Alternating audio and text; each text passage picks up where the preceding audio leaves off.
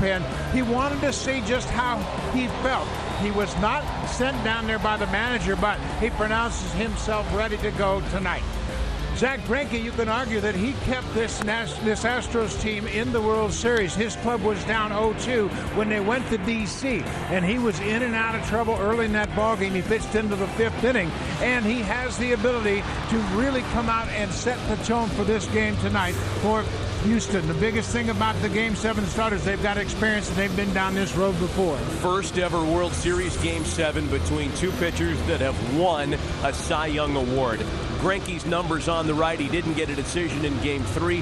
Scherzer gutted out 5 innings for the win in Game 1, and Max will be out there to end the series tonight as well. Their postseason numbers, Zack Greinke is winless in his 4 postseason assignments. The important takeaway for Scherzer is that the Nationals have won all 5 of the games in which he has appeared this fall. Without question, they've had a terrific 1-2 punch, the Nationals, with Strasburg last night and Scherzer tonight. They have not lost a game when they have pitched in the postseason this year. And Max Scherzer, we just don't know what he's going to feature tonight, given that he was scratched on Sunday, but he says he's 100%. He told this manager when asked, I'm 100%, give me the ball and let me start this Game 7. Boy, that's just one of the terrific storylines for what we think is going to be an epic Game 7. Doesn't get any better than this. When we come back, the lineups in the opening pitch from Houston. Next.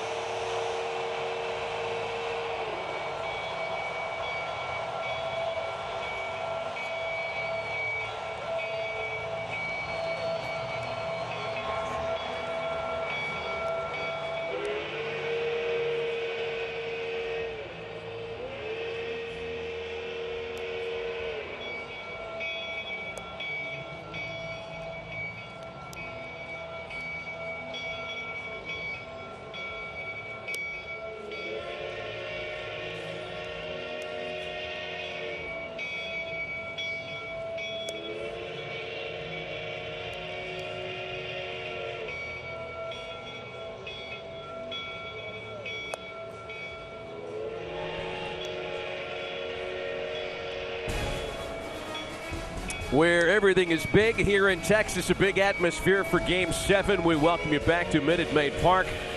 Moments ago, the ceremonial first pitch was executed by 2 franchise legends. Hall of Famers Craig Biggio and Jeff Bagwell threw out the first pitches to 2 prominent members from their 2017 championship team. And with that having been completed, we're ready to turn the page to Game 7 of 2019. Let's get you right to the starting lineup for Dave Martinez and the visiting Washington Nationals. Visiting team has won every game in this World Series for the first time ever. Turner, Eaton, and Rendon off the top. Anthony Rendon was terrific yesterday, and he has been terrific every time the Nats have faced elimination. More on him, of course, as we continue. Juan Soto, Howie Kendrick, and Asdrubal Cabrera in the middle of the lineup.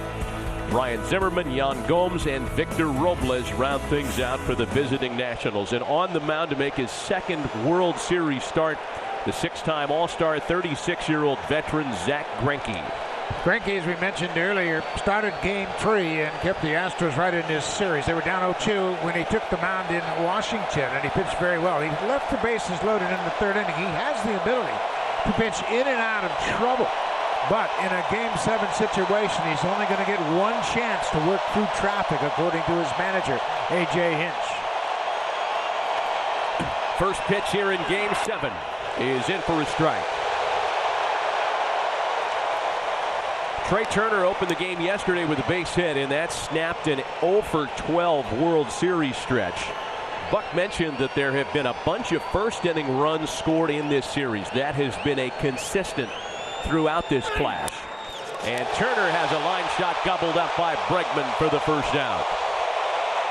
Another hard hit ball early in the ball game as Bregman was a step toward the line and he was in. They guard against the bunt with Trey Turner, and he hit that line drive right to the 3rd baseman.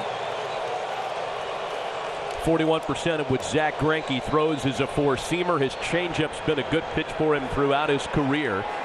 Struck out 6 in Game 3, and as Buck mentioned, he was in and out of trouble all night long.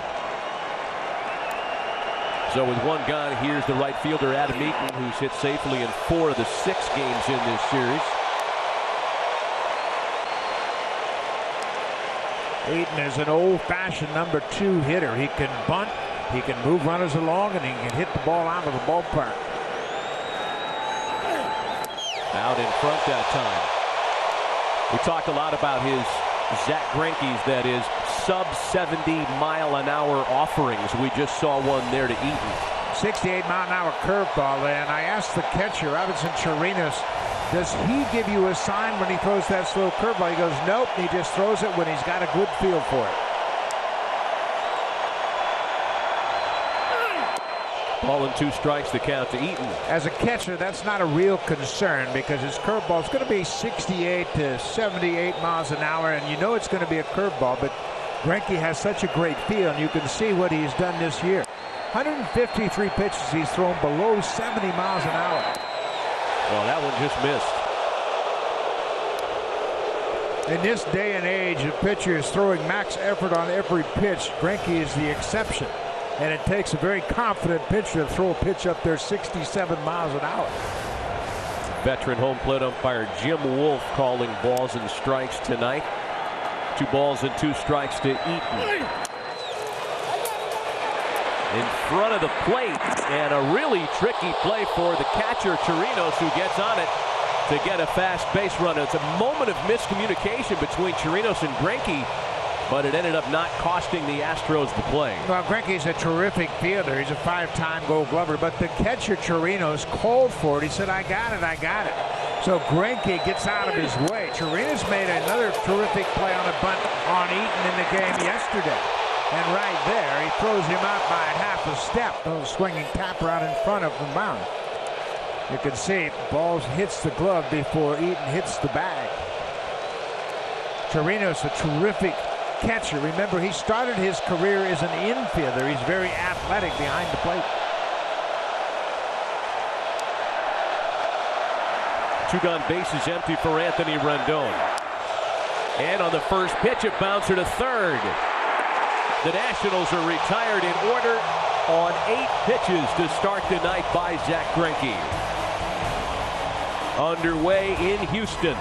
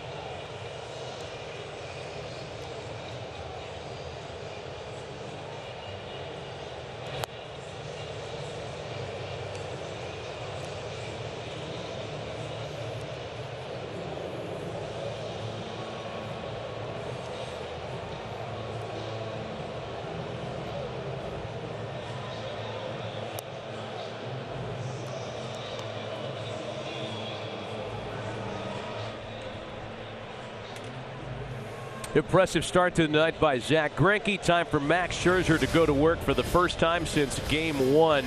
This was Max before the game. He is as intense as it gets. Making this appearance tonight was in question after he was a scratch in game 5. Yes, it sure was. He came out and he threw yesterday. Then he went down the bullpen. You could see him loosening up his neck. That was the point of concern on Sunday. Had a stiff neck, couldn't pitch in game 5, got a cortisone shot, and says he's ready to go tonight. So for Max Scherzer, it was back and neck trouble, and it started in the traps, and this is where he had the work done.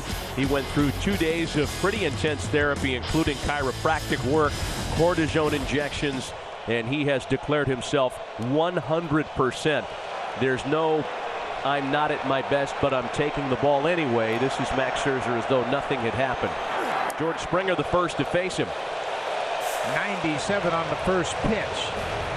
Let's post the Astros starting lineups for game 7. No changes here with the exception of Chirinos at catcher. It's Springer, Altuve, and Brantley. Bregman, Gurriel, and Alvarez, Correa, Chirinos, and Reddick. There have been very few changes on either lineup so far in this series. Bregman starting to heat up. 5 for 13 with a couple of home runs in the last 3 games. Timing coming around for it. 2 balls and no strikes to George Springer. Springer will be one to watch for Scherzer tonight. Max's numbers in game 1, 2 earned runs in his 5 innings of work. He was able to keep Springer quiet, walked him twice, and struck him out.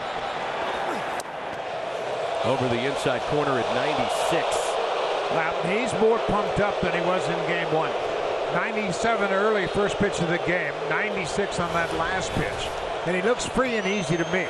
I mean, that's the one thing I'm looking for. If he's really trying to struggle to catch velocity, but the velocity's jumping out of his hand. Overthrew that breaking ball and got on the side of it. Full count, 3-2.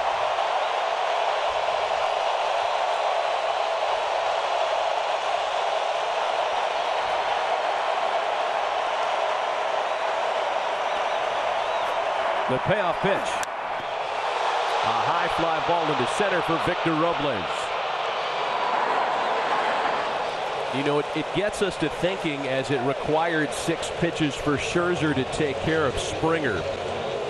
He had to work very hard in game 1, and there was a thought that the Astros were on to some of his pitch sequencing.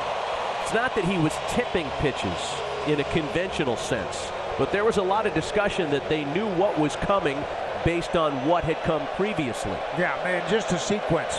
He fell into a trap of repeating pitches in similar counts. Paul Menhart, the pitching coach, I'm sure they have addressed that, but he's a very difficult guy to hit, even if you know what's coming.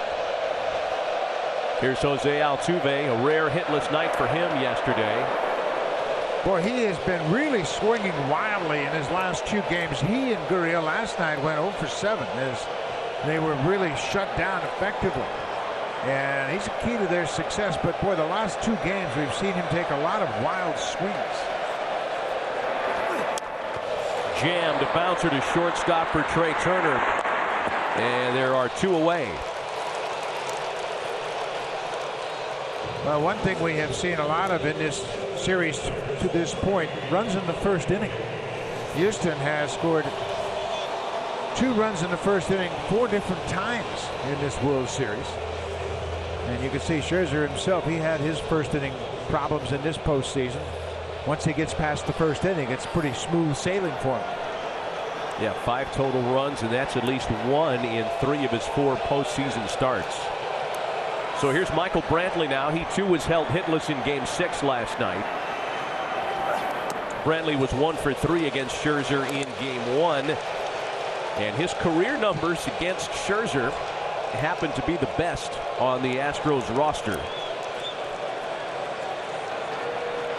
And a lot of at-bats, 16 for 47 against Scherzer. Of course, they both played in the American League Central. Brantley with the Indians and Scherzer with the Tigers, so they faced each other a lot.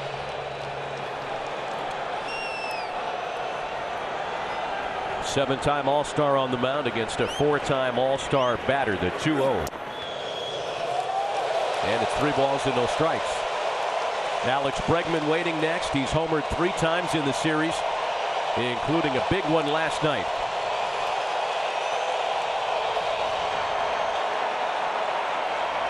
The note Buck talked about the noisy Astros lineup in the first inning. There's the strike to make it 3-1. They scored 6 runs in the first inning in 3 of the home games. Only 3 runs in the other 24 innings.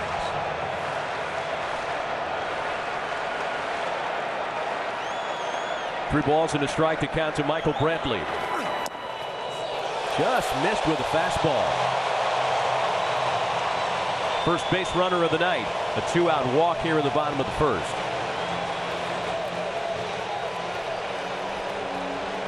We mentioned Jim Wolf calling balls and strikes tonight. The crew chief Gary Cederstrom at second base for this Game 7. I think Jim Wolf's one of the best ball and strike umpires in all of baseball. He's the brother of the former Major League pitcher Randy Wolf, and he's always done a great job of balls and strikes. I don't think he favors a pitcher over a hitter, but he's very consistent behind the plate. The chant of MVP greets Alex Bregman with a man on and 2 away. A first pitch breaking balls over the inside corner. 3 homers in this series. Alex Bregman has now hit a World Series record for third baseman, 5 for his career. And you're talking about a player for whom his career is only just beginning.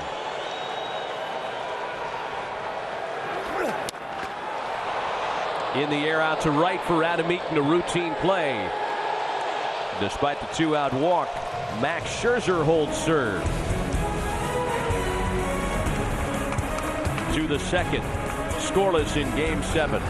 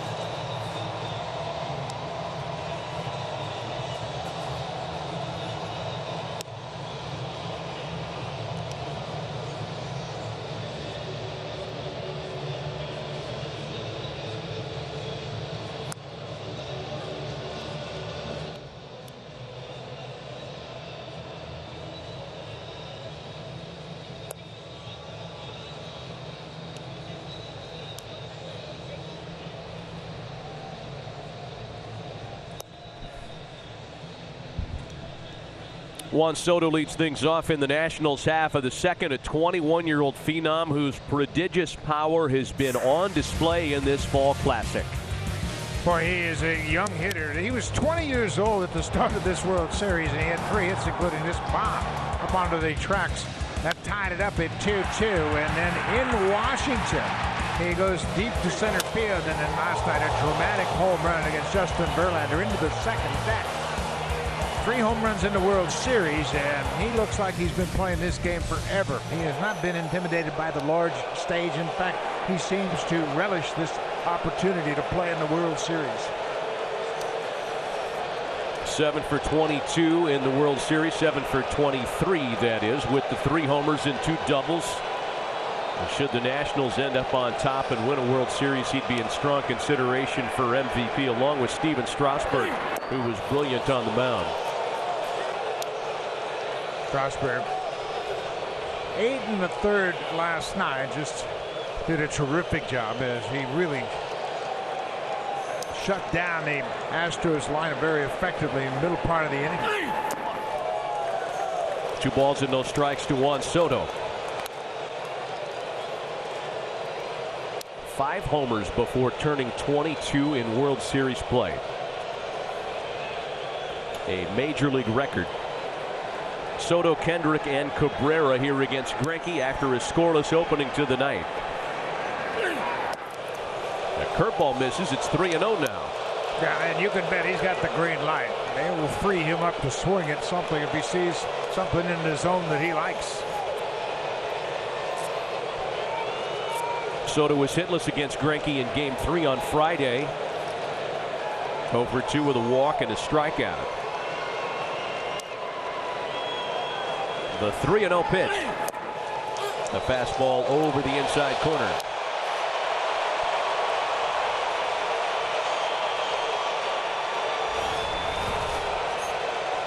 This catches the inside corner, 89-mile-an-hour 4-seamer right at the bottom of the zone. The home run he hit last night off of Justin Verlander was up in the zone at 96, and he smoked it.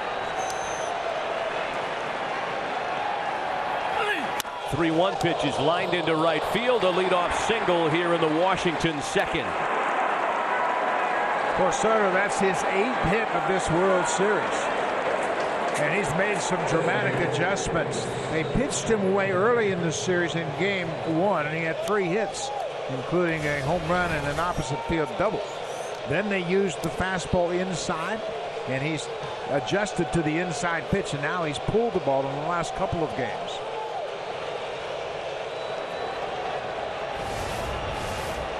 Leadoff hitter report for Howie Kendrick, the DH for the Nationals tonight. Was not in the lineup on Friday in D.C. when Greinke last faced Washington.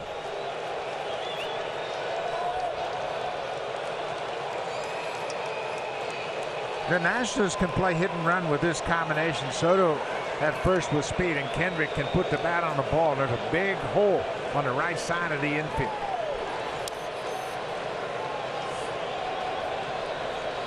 A 1-0.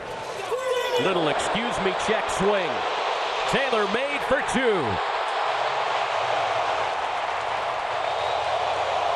Zach Greinke is a terrific fielder. He's a 5-time Gold Glove pitcher, and he made a terrific play. Little tap it back to the mound. He gloved it, and watch how accurately he throws to second. Fires a strike to Altuve, and it's academic at that point. A 1-4-3 double play. And he's been doing that for years. He's a great fielder. Well, that double play's even bigger when you consider Asdrubal Cabrera bats next, and Cabrera has very healthy career numbers against Zach Greinke. And instead of facing him with a man on, less than 2 out, there are 2 gone, bases empty. Cabrera had a couple of hits against Greinke Friday night in D.C. First pitch to the 2-time All-Star. So Greinke has fallen behind now. All 3 batters that he's faced to open the inning. And that after getting in front of all 3 batters in his 8th pitch first. 2-0. And the ability to throw strikes with his second and third pitches allow him to have success even when he's pitching from behind. He changes speed so effectively on his curveball, on his cutter, his changeup. He will hit the entire spectrum of velocity here tonight. That's the curveball that Asdrubal Cabrera hit against Greinke in Game 3. Got a base hit to right field on that slow curveball. Then he would double off of him in the 5th inning. That knocked Greinke out of the game in the 5th inning with 2 aboard. They went to Josh James. He came in and struck out Ryan Zimmerman and bailed Greinke out of that 5th inning jam. 2-2.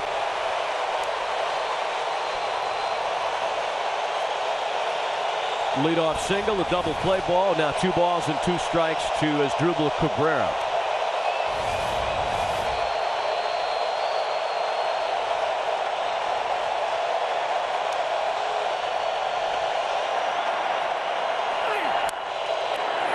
One hopper played by Gurriel. Nothing comes to the leadoff single. An inning and a half scoreless in Game 7.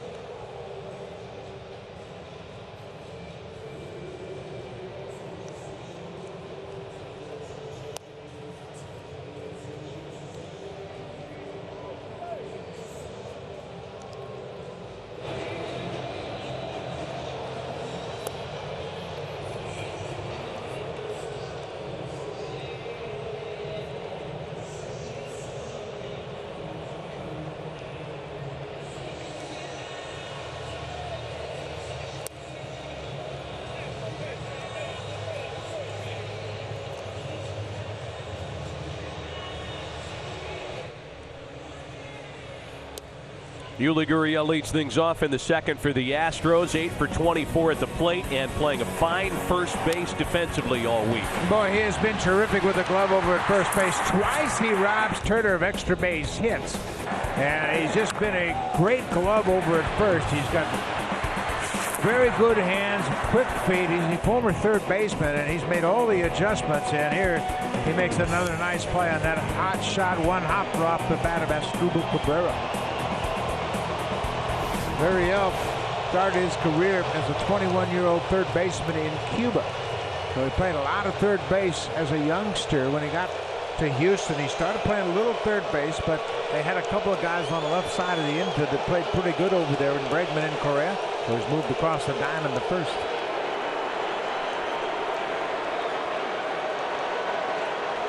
Gurriel, Alvarez, and Correa here in the second. You know, in the bottom of the first inning yesterday against Justin Verlander, it started with loud contact. In fact, for the Astros, against Steven Strasburg, that is, 5 of the first 7 balls they put in play were considered hard hit balls, 95 miles an hour or firmer. There wasn't that kind of contact against Scherzer in the first inning in this game. Strasburg, as we know, would settle down and command the whole night.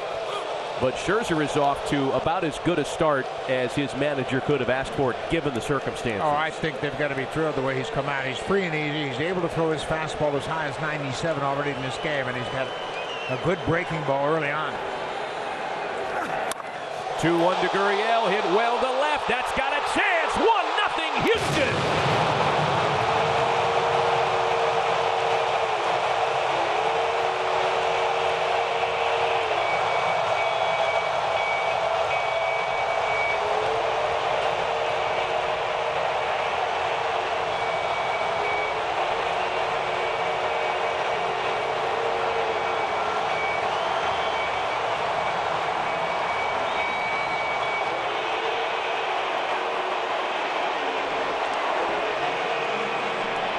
Gurriel, 31 homers, 104 RBIs during the regular season. That's his first home run in this World Series, and the Astros have the early lead. A breaking ball stayed inside, and boy, Gurriel's as good as anybody in this ball game, handling pitches on the inside. He's got a quick bat, and he squared that one up. Here's Yordan Alvarez now. Our timely discussion of hard-hit baseballs, Buck, and Yuli Gurriel has hit more baseballs 95 miles an hour or firmer than anybody this postseason. That was the case in 2017 as well, when the Astros beat the Dodgers in 7 games. Yordan Alvarez with a base hit.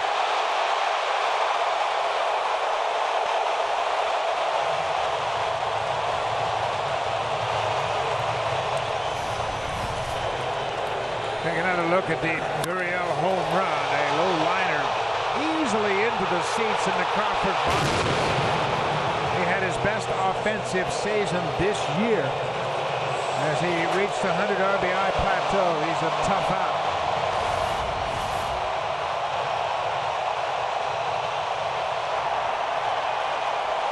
Homer single has opened the bottom half of the second inning, and now it's Carlos Correa.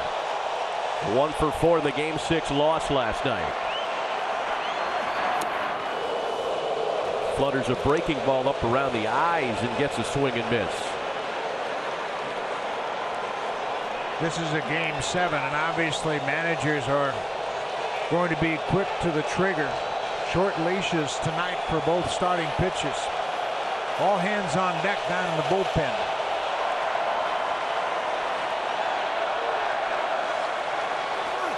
I think the only 2 pitchers that aren't available tonight are the 2 starters from last night. I think that's probably right. And even then, neither manager wanted to firmly commit to that.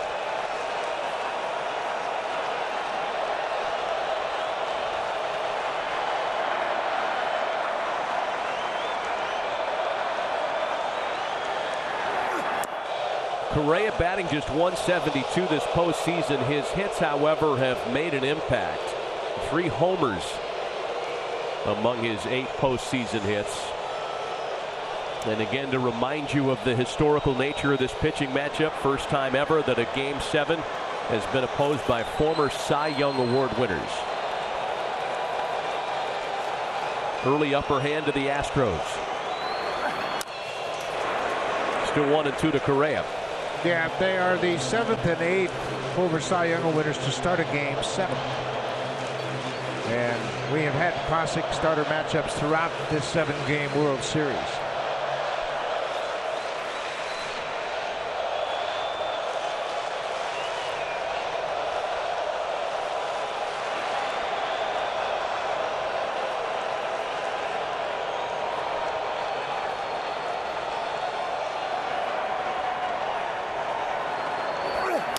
One-two pitch hits the hole on the right side. 3 straight hits. And the Astros are threatening for more here in their half of the second. One thing we have seen throughout this series is the shifts have been beaten more than once. And the analytics are great for the course of 162 games, but in a short span, in a short series, hitters are going to make adjustments. We saw it with Anthony Rendon against Verlander in the first inning last night, and here Correa does it right here. Big hole on the right side. He just sat back and slapped that fastball into right field. Great hitters are able to make adjustments.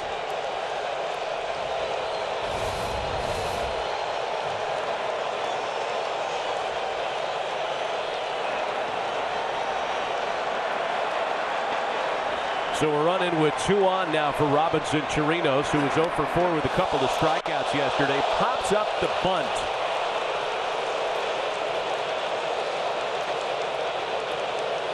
That fuels the fire of all the anti-bunt people who have popped up in the sabermetrically inclined baseball world of 2019. It's very difficult to ask somebody to bunt who hasn't bunted a lot. Chirinos bunting just twice during the regular season, 13 times in his career, and here you are in a Game 7 and you're asking to bunt against Max Scherzer.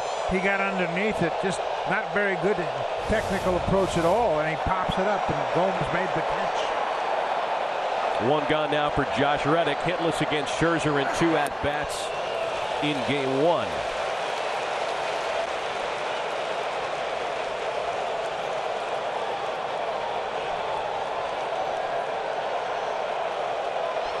Reddick had a base hit starting in right field last night in game 6. He is among the many players in this matchup who will be a free agent in a few hours. That's bounced to first. Zimmerman's got it, and there are 2 gone. Yeah. The Nationals kind of caught a break on that ball because it did not hit the base. It went right over the base, but I think Zimmerman thought it had a chance to hit the first base bag. So once it cleared the first base, the only thing they were going to do was get Reddick at first base. This ball bounces right over the base, and if that hits it, no telling where it's going to end up. I think Scherzer thought it was the 3rd out of the inning. Looked like he was headed to the dugout. Wishful thinking, because the guy he's got to deal with now has had a historic beginning to his World Series career. George Springer fly to center to open the first inning tonight. With a World Series career on-base percentage and slugging percentage combined, making up his OPS, Springer's is the highest in World Series history. His .904 slugging percentage, highest in World Series history.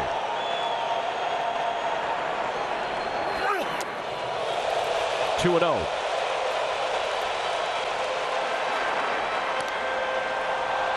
I mean, you're never going to pitch around anybody at the top of this Astros lineup. But if you want to talk about who's hot, it's Springer. If you want to talk about who's not, it's Altuve on deck.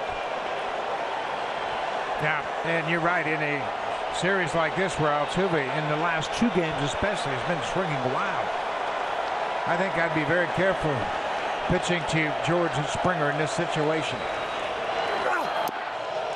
Tried to back up slider him, and it's 3-0 now. Dave Martinez trying to stay calm in stark contrast to the histrionics of game 6.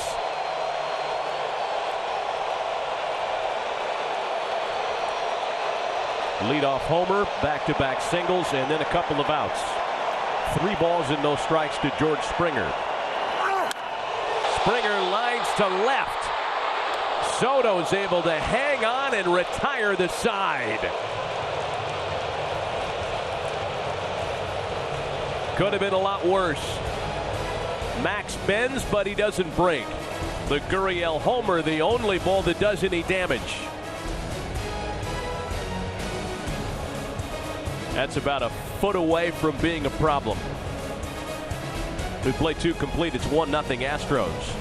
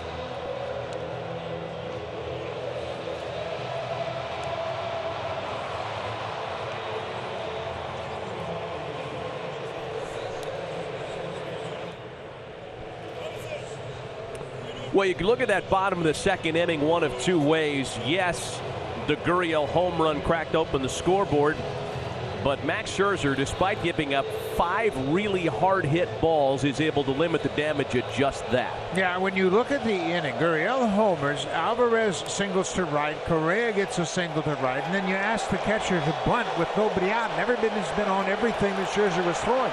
And Chirinos had just 2 sacrifice bunts all season long. He pops up, and Scherzer got out of another tough situation with minimal damage. Ryan Zimmerman, Yan Gomes, and Victor Robles in the Washington third. Two-time All-Star really struggling down the stretch in the series. 0 for his last 11 with 6 strikeouts. And that's something that Dave Martinez knows has to change tonight.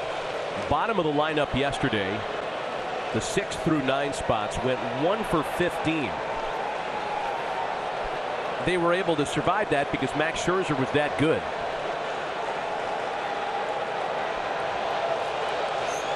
Check that, Steven Strasburg was that good. What you want from the bottom of your order, just turn the lineup over. Get a couple of guys on base. You don't have to do a lot of damage, but when you have Turner, Eden, Rendon, and Soto, the top 4 in your lineup, you need the bottom of this order to get on base.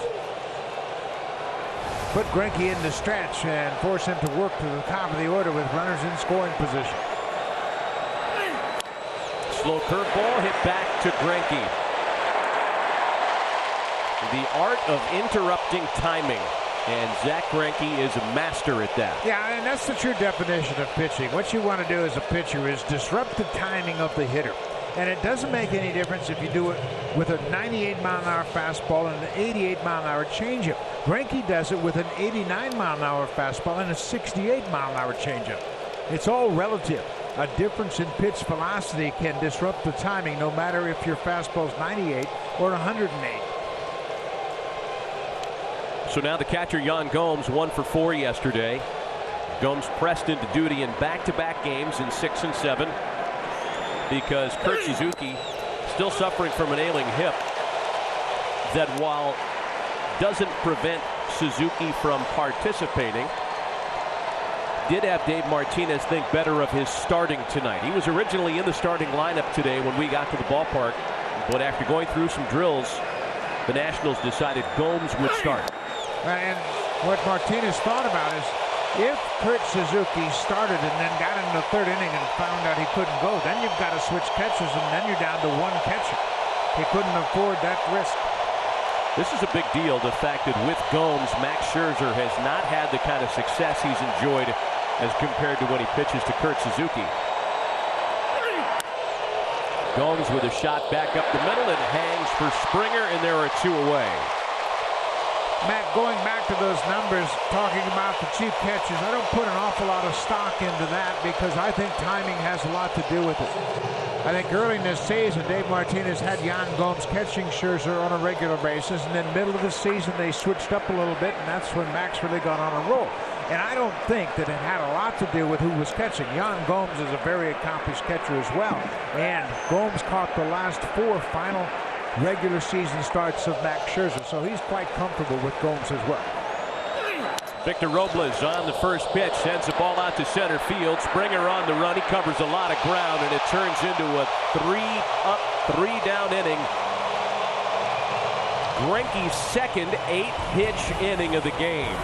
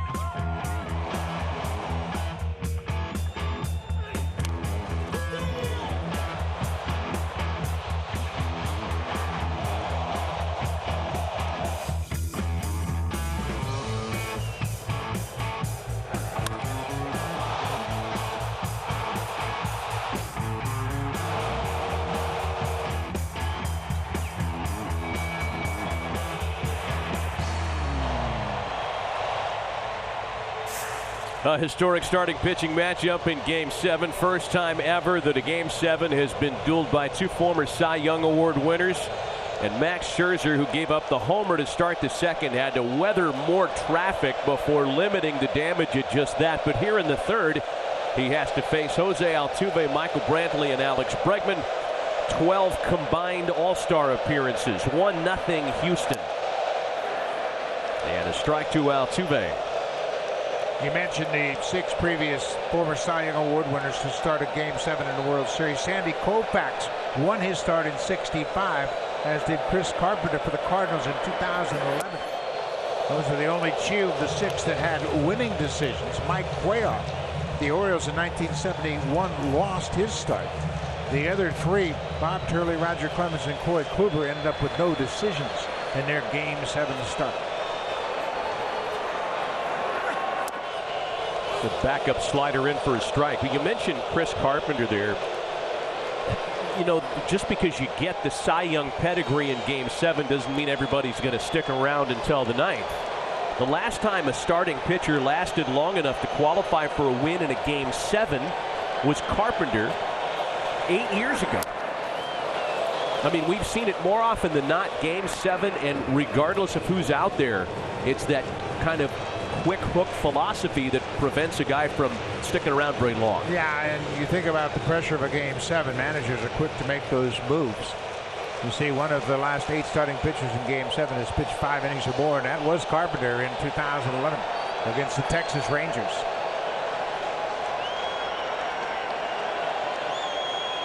Ball and 2 strikes, the count to Jose Altuve. Into left field, a base hit. Virtually all of Altuve's damage in this series has come with the bases empty.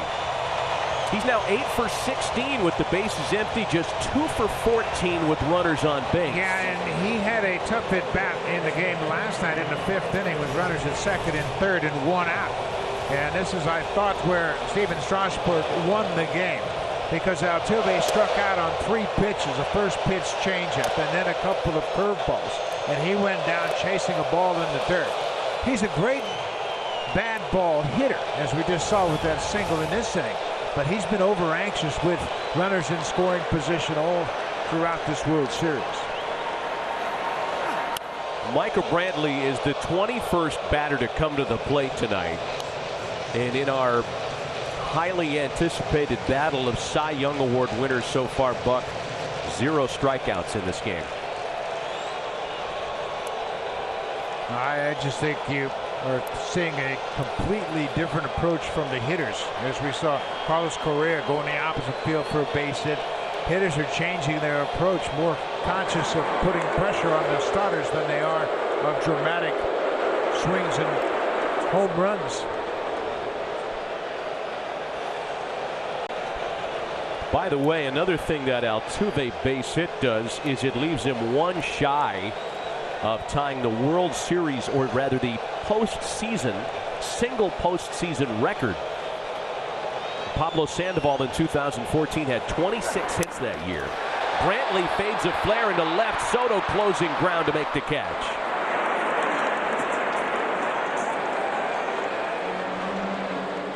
Altuve can get there. He could establish a new mark with likely 3 more plate appearances tonight. Yeah, the 25 hits ties him with Darren Erstad of the Angels in 2002 with the American League record for hits in the postseason.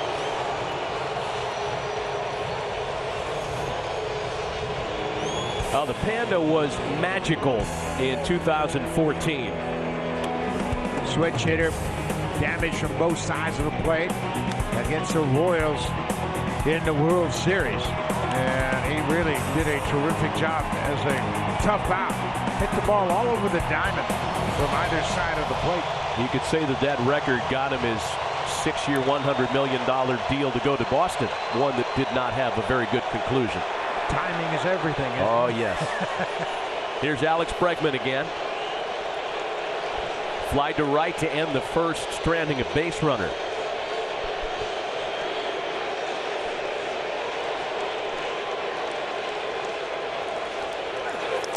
Bregman was at the center of a little mini controversy yesterday. Among the controversial Game 6 moments, when after homering, he took his bat with him to first base. Something he immediately apologized to his manager for moments after scoring the run. Yeah, and A.J. Hinch said, you know, I know Alex has a big personality, but that was a little too much. And Bregman talked about it right away. Then after the game, he apologized. He said, that is not the way I was taught to play baseball.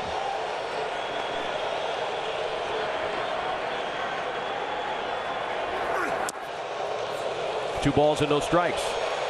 And then, of course, later in the game, Soto hit the home run, and he mimicked what Bregman did after this swing.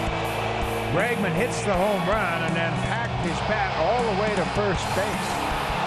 As he kind of got caught up in the moment, you see, he tried to hand it off to the first base coach, Don Kelly, and it ended up on foul ground.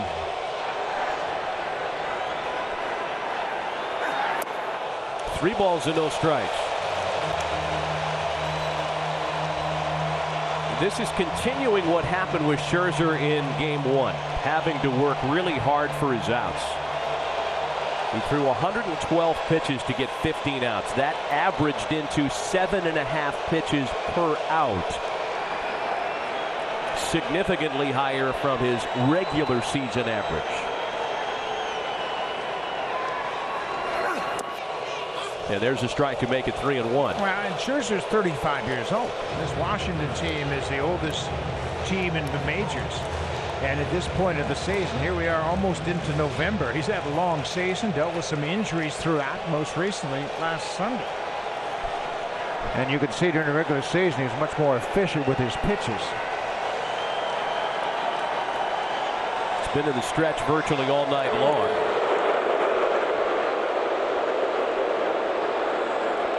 The Astros in this World Series are 6 for 7 in stolen base attempts. Only Altuve was thrown out, and that was trying to steal third base.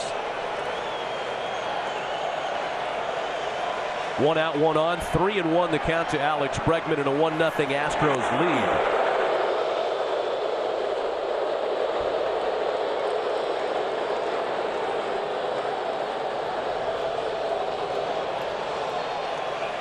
Thinking back to that Game 1 start for Scherzer, he had only 1 inning in which he threw fewer than 20 pitches to retire the side. And again, the Astros are making him work here. Full count to Bregman now, 3-2. Yeah, he got back into the count after falling behind 3-0. Gurriel has already homered tonight. He's waiting on Beck.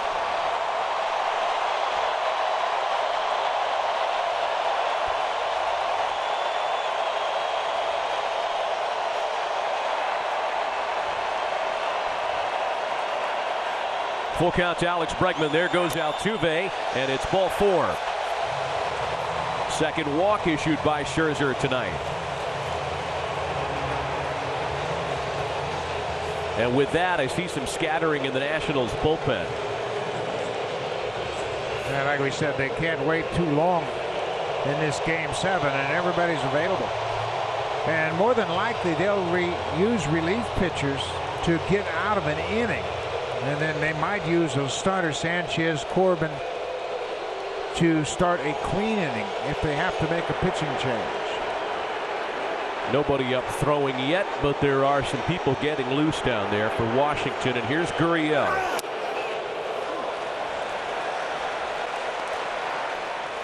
I would not try to get Gurriel out on the inner half of the plate.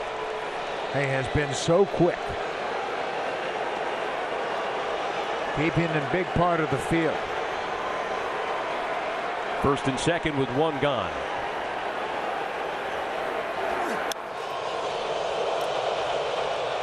One and 1 to Yuli Gurriel.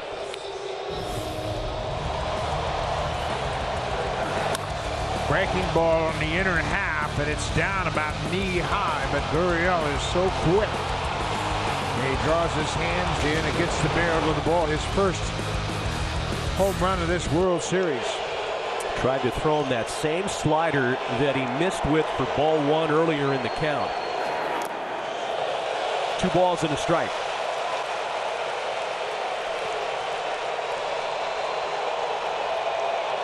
Well, he is a classic free swinger, is he not? I mean, that home run distribution is about as even as you'd expect. He's a free swinger, and he's really tough to strike out. A tough combination. He's only struck out just over 10% of his at-bats all season long.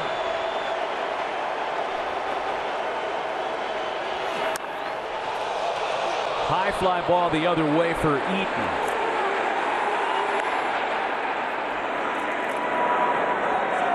Two gone here. Yeah, now it'll be up to Yordan Alvarez. They kept the ball away from Gurriel that time and got that lazy fly ball to right.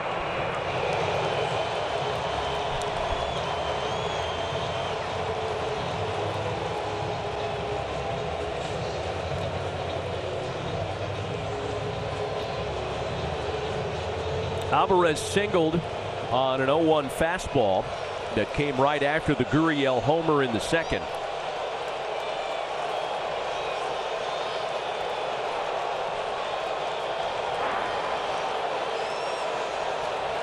Altuve and Bregman aboard with two gone.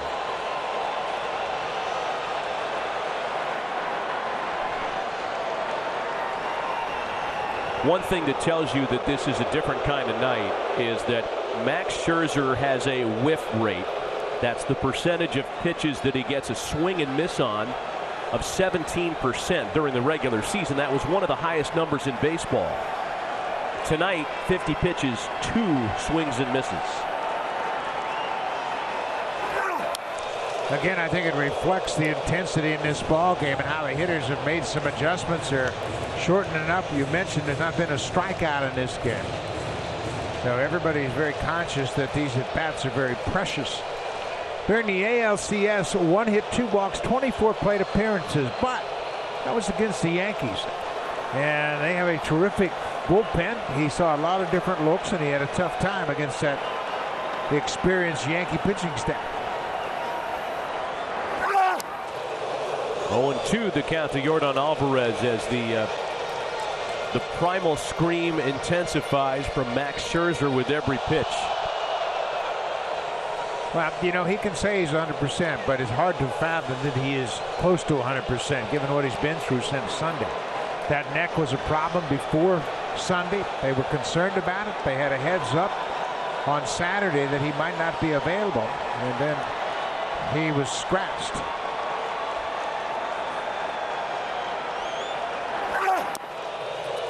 And even if he is 100% tonight, what he had to do to make himself right, there's no telling what the next week or month is going to be like for Max Scherzer physically, but that's the last thing on his mind in Game 7 tonight. Ball and 2 strikes, the count to Yordan Alvarez. 2-on-2 out, a 1-0 Astros lead.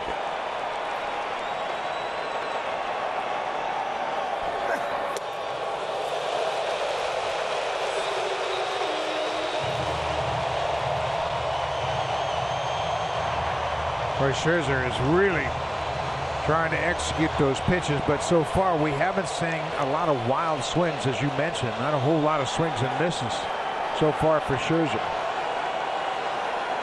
There have been just 3 tonight on both sides of the scorecard combined. The 1-1. Alvarez swings and sends a big blow to center field. Robles setting up.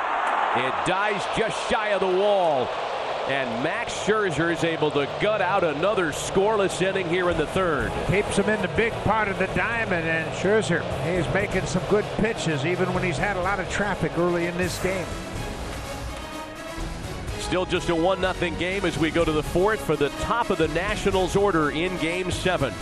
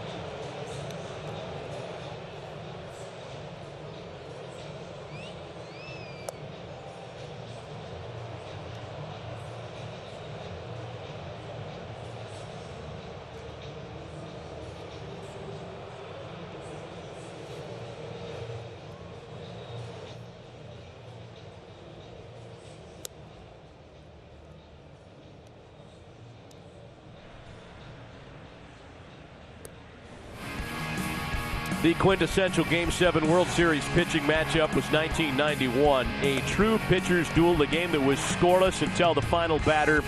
Every pitch Jack Morris threw was a high-leverage pitch. It was his third start of the series, first pitcher to throw 10 innings in a decisive playoff game.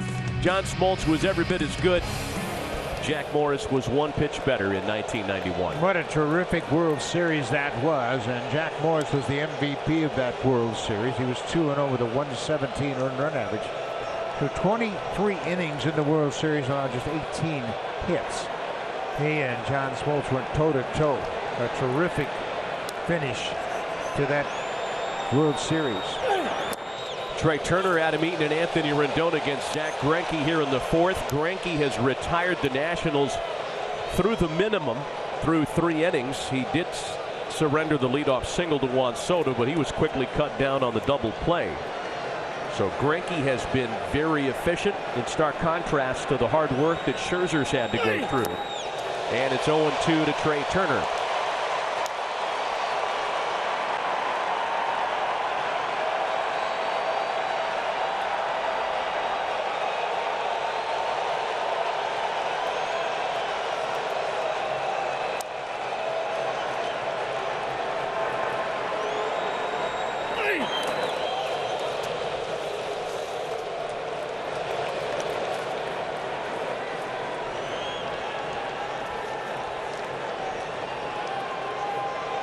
A ball and 2 strikes.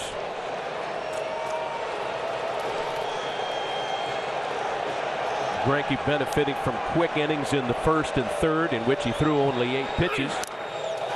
And it's still a ball and 2 strikes to Turner leading off the fourth. Greinke has only got into the 5th inning once in this postseason. You'll see his numbers in series clinching games. LDS game 3 went 3 2/3, charged with 6 runs, gave up 3 home runs in that start. He's off to a much better start tonight. Shakes off Chirinos twice, comes back with the big curveball that turns into an out. Boy, he likes to throw that when the chips are down. Yeah, when there's a lot of adrenaline in an at bat, he really neutralizes the adrenaline by backing off and going easier. When the situation is tough, he doesn't try to muscle his way through it. He backs off and takes the sting out of the hitter's bat. There hasn't been much hard contact against Greinke so far in this game. And anything back toward the mound, he's going to handle it. He's an extra infielder on the diamond. A terrific defender. He started the double play in the 2nd inning on that 1-4-3 double play that got Howie Kendrick. One gone for Adam Eaton, who grounded back to the mound, and it was a great play by the catcher Chirinos to assert himself and get the out accomplished. Nationals hanging around just a 1-run game. The difference has been Washington has not shown any signs offensively. Another comebacker. I mean, it feels like this game should be 4 or 5-0, but I don't know that the Astros are going to need 4 or 5 runs unless the Nationals start swinging the bats. Yeah, I think there are going to be more runs scored in this game because there are just too many good hitters. But again, soft contact from the Nationals as Greinke has had no problem at all. That's the 4th time he's made a play in this ball game, and here we are with 2 outs in the 4th. Soft contact, bouncing balls, and he can handle anything coming back in his direction. 2 quick outs. Here's Anthony Rendon, and he takes a pitch. Really interesting with Rendon, and A.J. Hinch mentioned to us before the game that the Astros themselves have been a little confused by his approach. It's changed game to game. Game 3 against Greinke, he swung at the first pitch in 2 of his 3 plate appearances against that. Here tonight, a first pitch out. And this is from a guy who can be among the most patient hitters in baseball. Last night alone, the examples there on your screen. He worked counts every time he stepped up to the plate. But he seems to have something different in his mind for Zach Greinke. And I think he's going at bat per at bat and matching up pitcher for pitcher. During the regular season, he averaged over 4 pitches per plate appearance, but he's been much more aggressive in this World Series, and I think it all depends on the situation and the pitcher he's facing. He has had a good postseason. 8 for 17 with that big 2-run home run in the game last night. 3-0. Well, the guy against whom he has been the most aggressive has been Greinke. 4 plate appearances, and in 3 of those, he has been a 1-pitch out. I think his concern is that Greinke has so many weapons that he wants to jump on the first pitch that he feels is a good pitch to hit. He is now 2 for 16 against Greinke. And it's a full count now, 3 balls and 2 strikes. Okay, I think this is really interesting when you talk about a great hitter like Rendon and a pitcher that's a finesse pitcher like Greinke. It shows you that there are many different ways to retire good hitters. It's not all about velocity.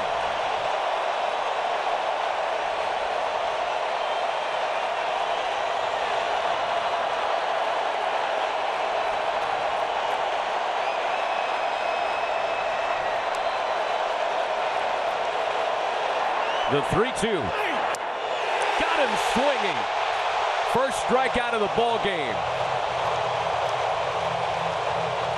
Side retired in order again. 8 in a row set down by Zack Greinke. He and the Astros continue to lead it 1-0 Houston here in Game 7.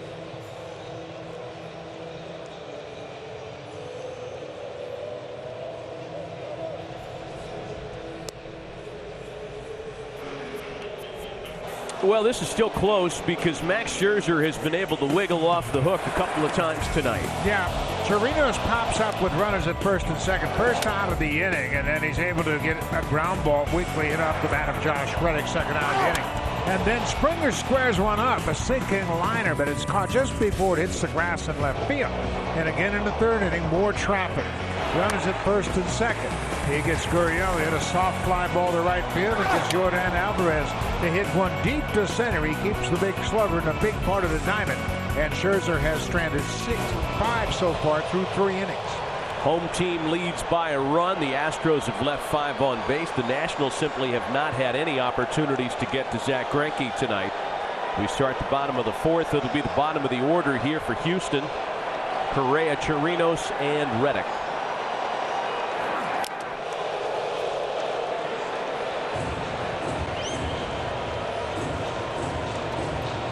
You are well aware by now, if you've been watching our coverage for the last week and a half, of the unusual nature of the home team winning, or losing rather, home team losing every game so far in the series.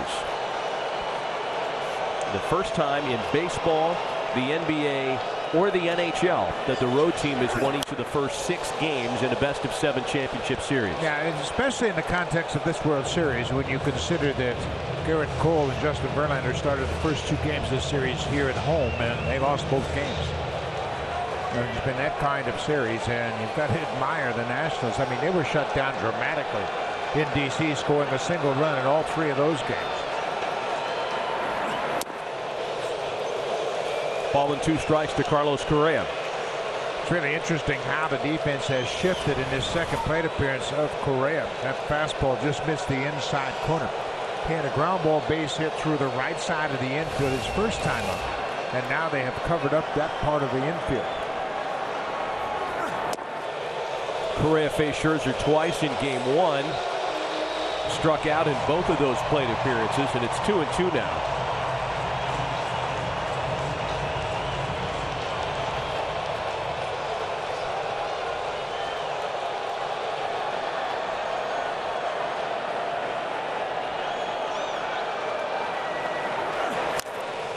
Slider fouled away. Breaking ball in a good spot, down and away with 2 strikes. Correa just got a piece of it. Scherzer has shown he's had a better breaking ball in my mind in this game than he did in game 1. He was a little bit more inconsistent with that breaking ball in his first start in this World Series.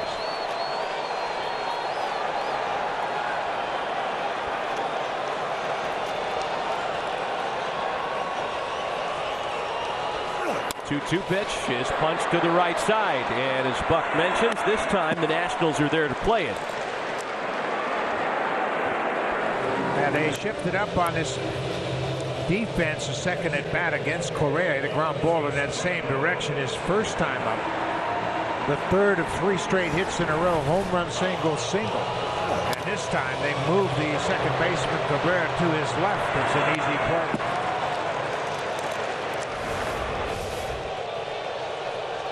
One thing you have to do in these short series, adjust to what your eyes are telling you. Hitters are using different approaches than they have over the course of a full season. Robinson Chirinos now takes a strike.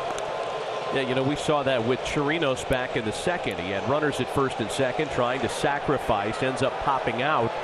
And to your point, Buck, you know, these numbers and these scouting reports are compiled over regular season at-bats.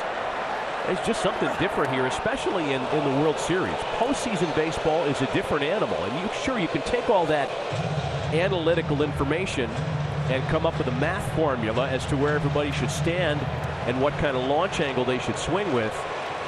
But I don't know if all of it applies in October. It's such a short sample, and you know the analytics are over the course of a full season. Things change in the postseason. And a 3-pitch strikeout for Chirinos.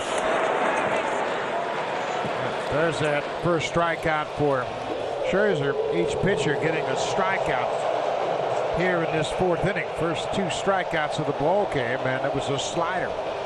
And he's got good break on that slider. Tight spin, and it breaks down and away in a good spot. I mean, Max Scherzer could still get there to a bigger strikeout number tonight, but only 1 strikeout through 3 2/3. He's made 31 starts this year, counting the postseason. He struck out 6 or more in all but 2 of them. Ball 1 to Josh Reddick, who grounded to first in his first try tonight. Led all the baseball in strikeouts per 9. Max had some injured list time this year, 2 different stints on the IL. It's really the first time in his career that he'd had any kind of a health problem that prevented him from making a full complement of starts. He made only 27 regular season starts, and that was his fewest since his rookie season with the Diamondbacks in 2008. He's behind Reddick 2-0. A strike to make it 2-1. Scherzer's made some good pitches when he's fallen behind. He just ran that fastball down and away, put it in a good spot against Josh Reddick.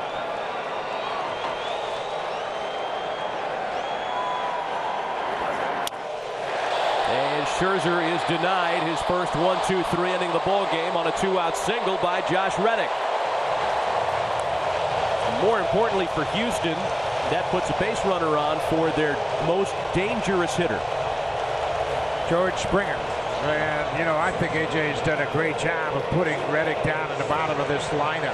That's just his third hit of the World Series, but boy, a 2-out hit to bring Springer up. Every time you get George Springer to the plate with a runner on, you're in a pretty good situation. Springer hit the ball hard his last time up as he lined out to the left fielder. A pair of doubles yesterday in the Game 6 loss.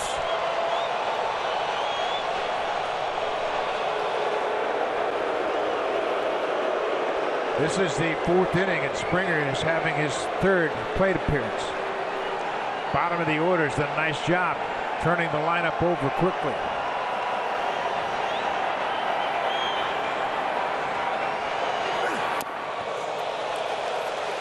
A ball and no strikes to the 2017 World Series MVP.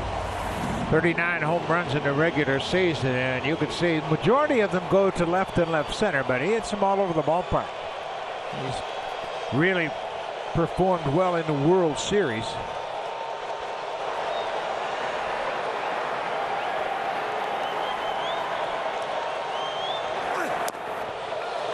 Two balls and no strikes. Boy, all these situations make it even more tantalizing to consider what George Springer's capable of doing. Big in the World Series, big against right-handers in the World Series, big with runners on. Highest slugging percentage in World Series history. And now he's in front 3-0. This is similar to what happened earlier in the ballgame when there were runners at second and third with 2 gone, and we were talking about maybe Scherzer being real careful with him here. He ended up lining him out on a well-hit ball. Now it's 3 balls and no strikes. Yeah, and he just can't lay one in there because I'll guarantee you Springer's got the green light.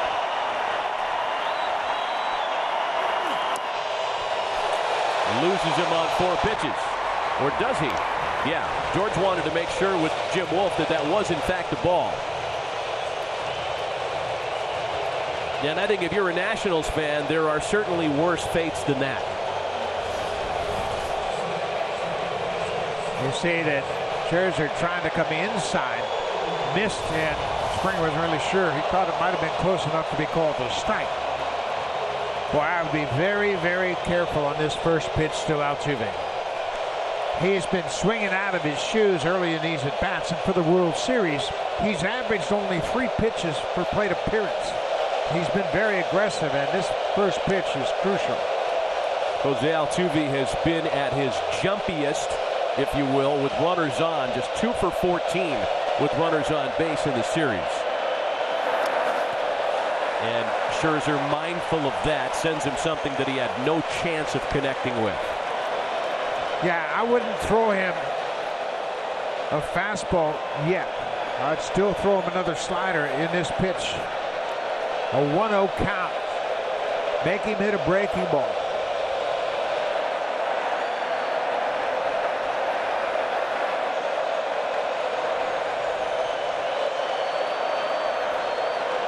Two on, 2 out. And there's a fastball knee high for a strike. Boy, right at the bottom of the zone.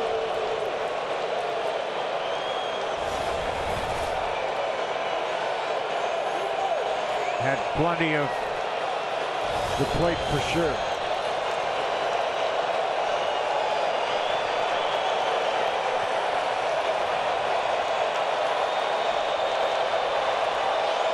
A 1-1.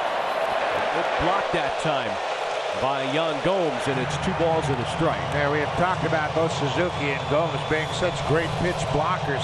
Ball in the dirt, he gets it off his right bicep, keeps it in front of it. Runners have to hold their ground.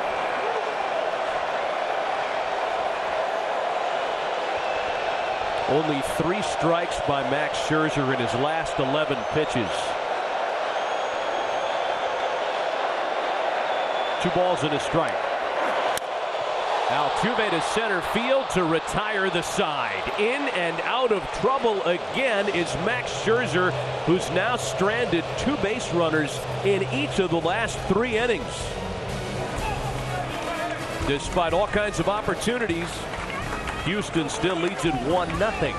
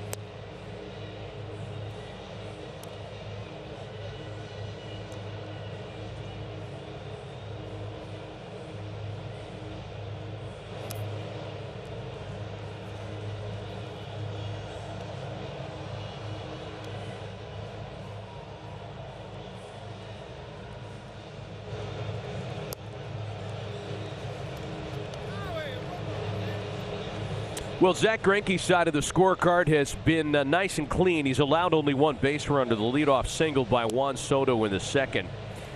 Gets the ball in this decisive Game 7, and there are so many delicious baseball parallels between Greinke and the franchise he is pitching against tonight. With the retirement of CC Sabathia this year, Zach Greinke is now the only active major league pitcher that actually pitched against the Expos. Yeah, and it's really interesting too because his career has come full circle. He started his career in Kansas City, and in December of 2010 he let the Royals know that he wanted to be traded. Things weren't going very well for the Royals. He was in his 6th year and he's going to be a free agent, and they had worked out a deal for him to be traded to the Washington Nationals in December of 2010. But he did not waive his no-trade contract simply because he said, listen, I respect the Nationals. I knew they were going in the right direction, but I wanted to go to a team where I had a chance to win right away. And the Nationals had talked about the possibility of extending a $100 million contract for Greinke, but he still felt that that wasn't where he wanted to go. Quickly, he's in front of Juan Soto, 0-2. Greinke would turn that trade down, and then he eventually was traded to Milwaukee and got to the postseason.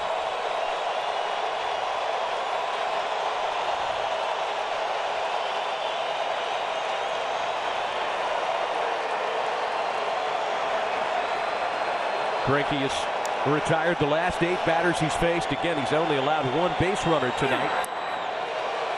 And it's a ball and 2 strikes to Soto. And for all the traffic on the other side of the scorecard, Buck, all the opportunities the Astros have had to command a bigger lead, Washington is still only 1 swing away from tying the score. And you know what that is, Matt?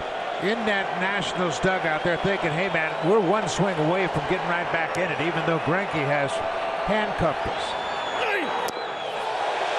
On the appeal, they ring him up. Back back and forth. Greinke has done a masterful job of changing speeds and never giving these National hitters the same look on the same pitch in the same area. I mean, he's mixed his pitches up like a magician. Soto says, hey, check with the umpire. And then he's sorry he did. But Greinke has really done a terrific job of mixing his pitches tonight. I talked to Robinson Chirinos before the game and asked him about calling pitches for Greinke. I said, will he change speeds on pitches that you call? He said, yes, he has a feel for it. If I call curveball, he can throw it soft, hard. He could cut the slider, throw it harder. And Chirinos is comfortable with that. 2 balls and no strikes to Howie Kendrick. There's the changeup grip that Soto tried to check his swing on, and he went too far for the strikeout. This is the second strikeout for Greinke. It was Kendrick who bounced into that double play, fishing at a changeup back in the second. 2 balls and a strike to him here.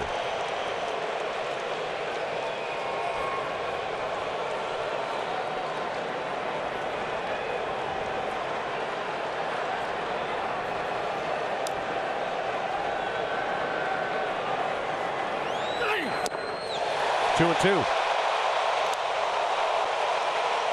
When you're facing Greinke, you're telling yourself, don't get over anxious. Stay back, and then he beat you with an 89-mile-an-hour fastball.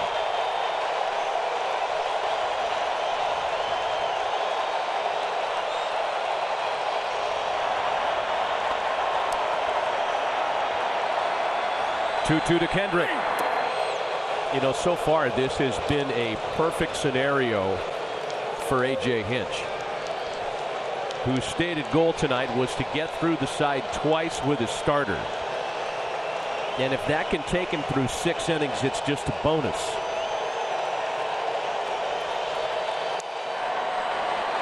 Again, Hinch telling us before the game he'll give him 1 traffic jam to get out of, and from that point forward, it's a wait and see. He loses Kendrick on ball 4. Yeah. Hinch has so much confidence in Greinke's ability to pitch out of jams as he did in the 3rd inning. And that 4-seam fastball just missed downstairs. So A.J. told us, I trust Zach to get out of jams. He stranded the bases loaded in the 3rd inning in his previous start in game 3. He said, I might give him 1 traffic jam to get out of. I'm not going to give him 2. So far, the only traffic has been a man at first, and it's happened now only twice as Kendrick draws the 1-out walk. Now is Drupal Cabrera, who again had 2 hits against Greinke on Friday and who has hit him well historically. I think with Greinke, you have to make up your mind as a hitter that I'm going to look soft. Take his fastball, and whether it's a changeup or a curveball, something soft. And you have to tell yourself, let him turn it loose before you start your swing.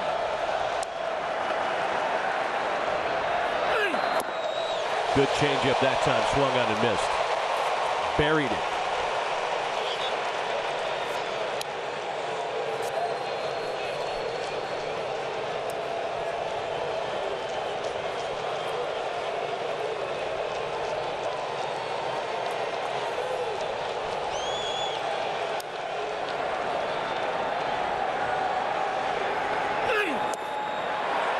This has by far been Zach Greinke's best postseason start. 4 prior to tonight, got to 5 innings in only 1 of those, and had more traffic on base in those starts than what anybody was used to seeing from him during the regular season. 18 2/3, 8 walks, 22 hits allowed.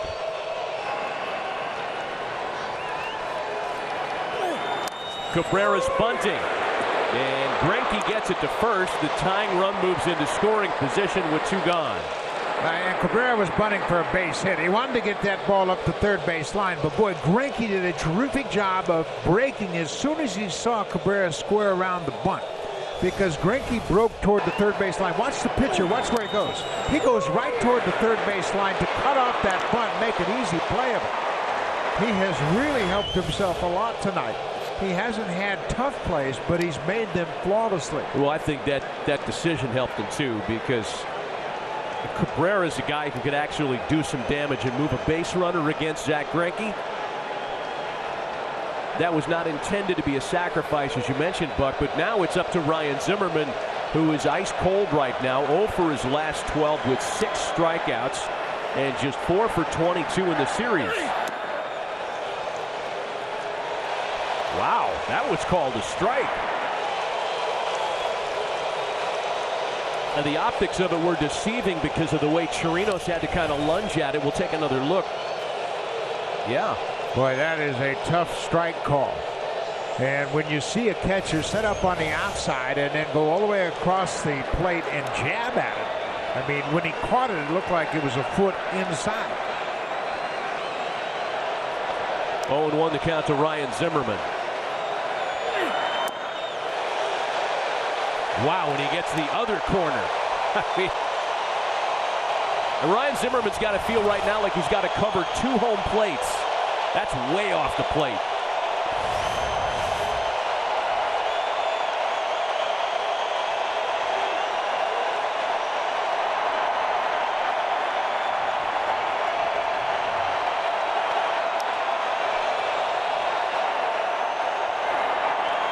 Sure, yeah, bounce one.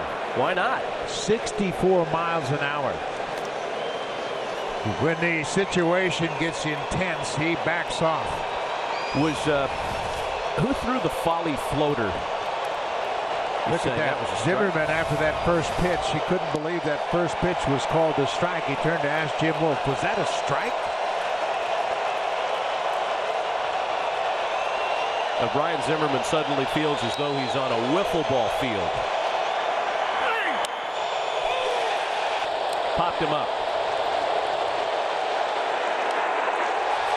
Another scoreless inning authored by Zack Greinke. Middle of the night in a still 1-0 Astros Game 7 lead.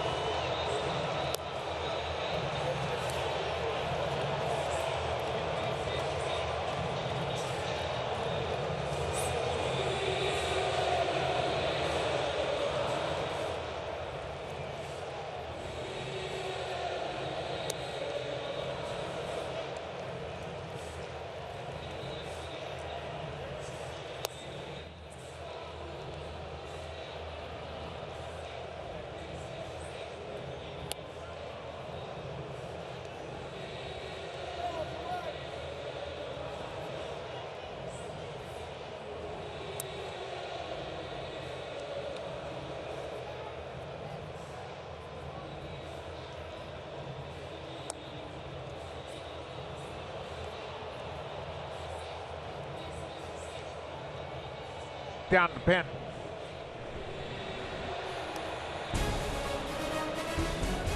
To the bottom of the 5th as we welcome you back to Major League Baseball International special presentation of the 2019 World Series with Buck Martinez, Matt Vasgersian here at Minute Maid Park, and a 1-0 Astros lead.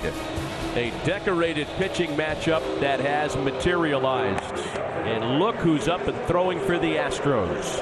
He just walked down to the bullpen, and he had a very purposeful walk about him, and now you see why. He has gone down to the pin, and he is playing catch, loosening up.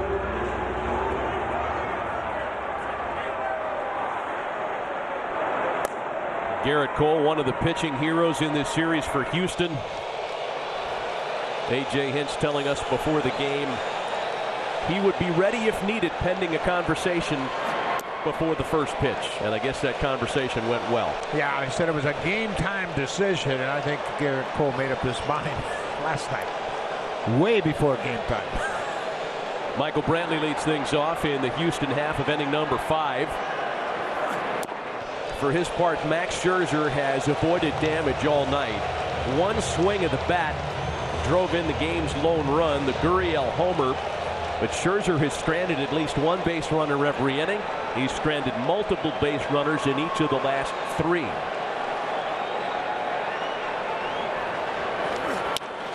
And Brantley has a base hit.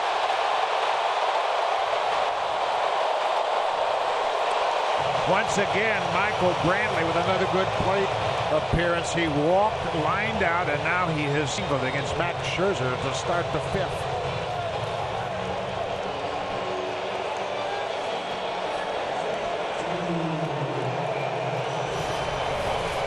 Michael Brantley can just cover any pitch, and this ball is up and out over the plate, and he hooks it past Asdrubal Cabrera, who was shifted deep out into shallow right field.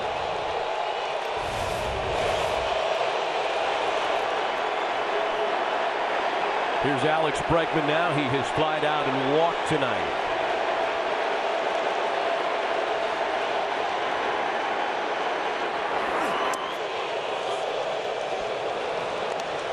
Yeah, you can watch how Scherzer is going to attack Bregman, and like I said, he's done a good job of keeping these Astros hitters to the big part of the diamond. The only one that got away from him was the Gurriel home run into the Crawford seats and left.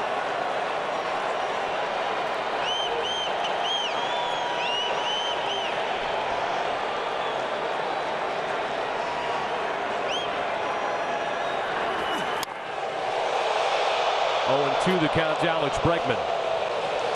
He is so quick inside.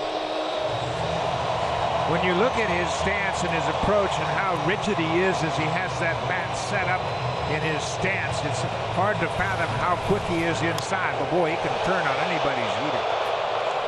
I got to stay away from him. I can throw him fastballs, but throw him away. See how he covers that inside pitch? 12 home runs. Middle in. 41 homers during the regular season. Youngest player in franchise history to hit 40 or more. He jerks that one foul. Change up. Nobody came to the ballpark in that seat thinking that they were going to get a foul ball, ever. I don't think anybody out there has sat down tonight. No, it's been kind of an electrified atmosphere before the first pitch began.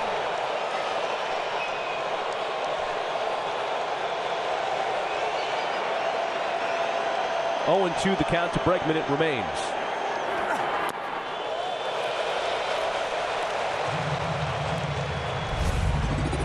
"41 home runs this season during the regular season, and 36 of them have been pulled, including the home runs he's hit in the postseason. I mean, he can handle anybody's fastball, and he can handle any pitch on the inner half.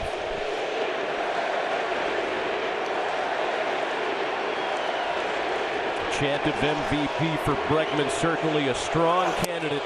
A strikeout here, the second of the night for Scherzer, and that's a big one. Boy, he elevated that fastball and gets it past Bregman. Only the second strikeout for Bregman in this World Series. High fastball does the trick.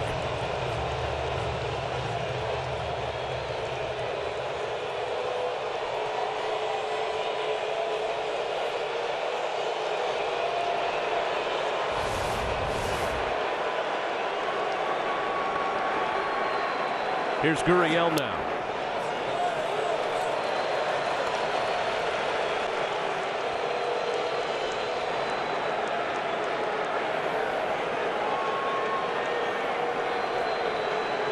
A homer and a fly ball to right tonight.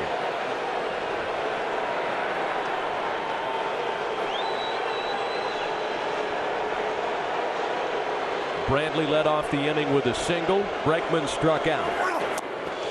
And it's 1-1 to Gurriel.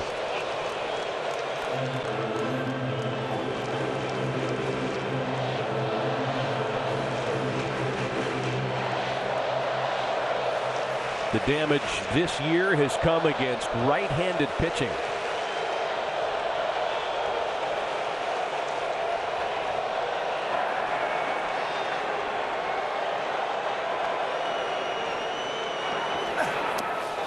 Made him chase a slider that time. No, he sure did. And the Astros, they had struck out the fewest times as hitters during the regular season, while their pitchers struck out the most batters in all of baseball. First time that has happened, but you could see he was fooled and chased that breaking ball.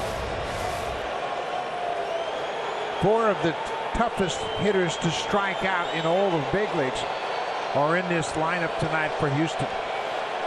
And Gurriel is right there. He's struck out just 10% of his at-bats this season.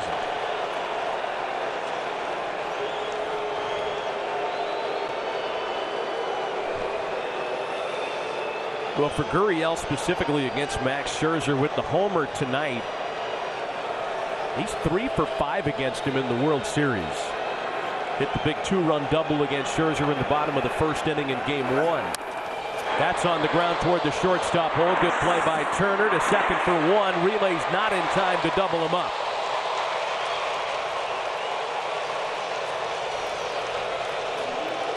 Turner had to go too far to his right to field that bouncing ball. And Gurriel hustling out of the box. Beats the return throw to first. Look how far he has to go. Goes to a knee. They get the force out, but they can't turn two.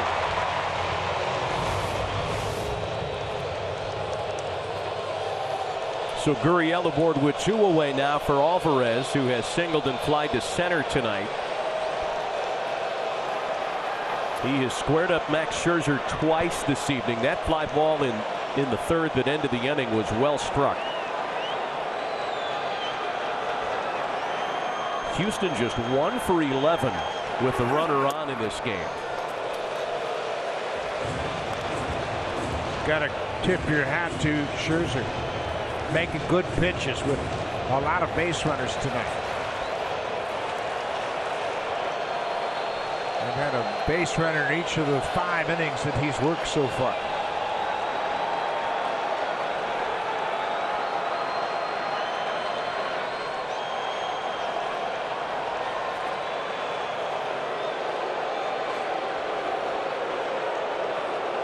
With Yordan Alvarez, as you can see, Garrett Cole is done throwing, jacket on. It's chilly in here tonight, by the way. Dome Stadium roof is closed, and it's a cool night. With Yordan Alvarez, you have the presumptive American League Rookie of the Year. Alex Bregman is a serious MVP candidate. He's going to finish first or second in that voting. You've got a Cy Young Award winner. Between Verlander or Cole, one of them is going to win that award. And a potential Manager of the Year. Manager of the Year, indeed. You bet. I forgot about that one. And 4 innings away from a World Series win. 3 balls and no strikes to Alvarez. Now Carlos Correa waiting on deck.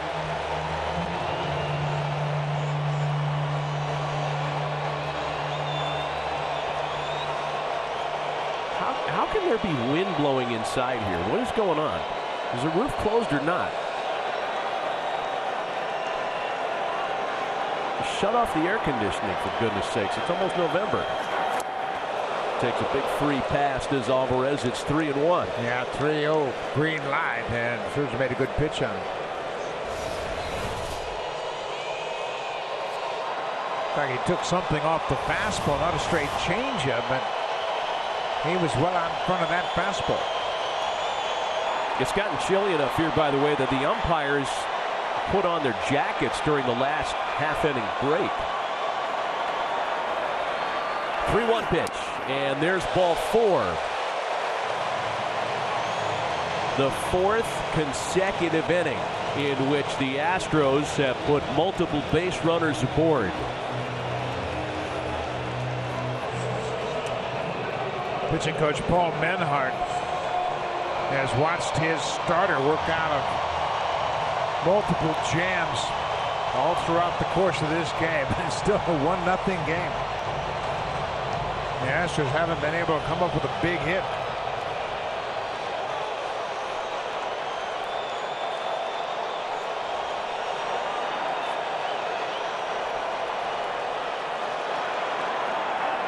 So it's Gurriel and Alvarez aboard, the Cuban connection on base for Correa, who takes a first pitch strike. 4 walks by Max Scherzer tonight. Well, first pitch changeup. I'm seeing 2 veteran pitchers, Greinke and Scherzer, not afraid to throw any of their pitches at any time. Correa out in front. It's 0-2. Max Scherzer had only 1 game all year in which he walked 4 batters.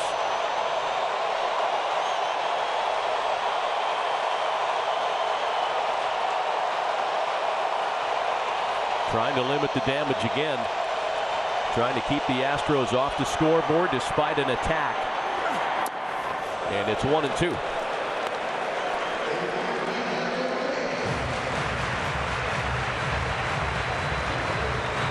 Nobody's been up behind Scherzer tonight. Though, you know, the at-bats, he's been out of the stretch all night, reaching almost 100 pitches, given what he endured physically just a few nights ago. The end is closer than the beginning of this start. Misses to Correa, 2-2. Yeah, you can see Patrick Corbin. All right. Starting to loosen up now.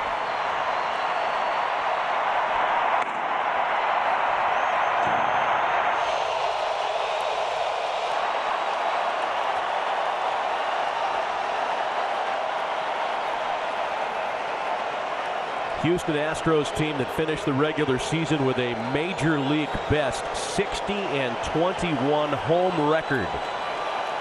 Trying to win a game at home for the first time in this World Series to take home the Commissioner's Trophy tonight. And the 2-2 to Correa. That's a fair ball into the corner. Gurriel will score. Alvarez to third. The throw there, not in time. 2-0 Houston.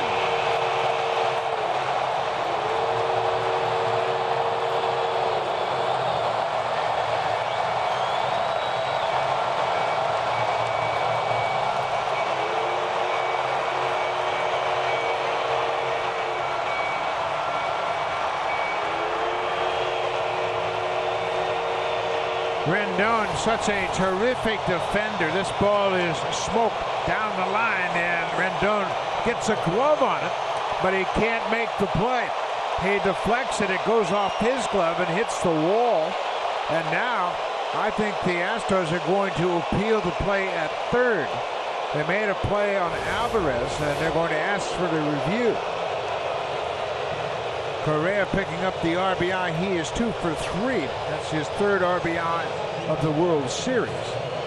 Harry Cederstrom, the crew chief, will join the third base umpire James Hoy. It was a bang-bang play at third. Yeah, the run will not come off the board here. It will, however, in the inning, if they overturn the call at the third base bag. We'll get a good look here. Yeah, it's going to be a tough one to overturn. It looked to me, at least on our first replay glance, Buck, like Alvarez was safe. The only thing that might be in question was, did that extended leg slide over the bag and he lose contact with the base while Rendon put the tag on him? It's the only thing, because he obviously beat the throw initially, but watch that extended leg. Comes off the base, but then his right leg slides into it. I don't think they'll overturn this. Here's our best look yet. Bags. Oh, man. Yeah, that's too close to overturn. I think the play's going to stand. But that extended leg, his left leg, comes off the base. But while it did, it looked like the right knee got on the base. Well, you certainly get the idea by the Nationals to just try to put a tourniquet on the ending and prevent Max Scherzer from facing another batter with a runner in scoring position. It would be Robinson Chirinos scheduled to bat. Call stands. 2-0 Houston. First and third with 2 gone.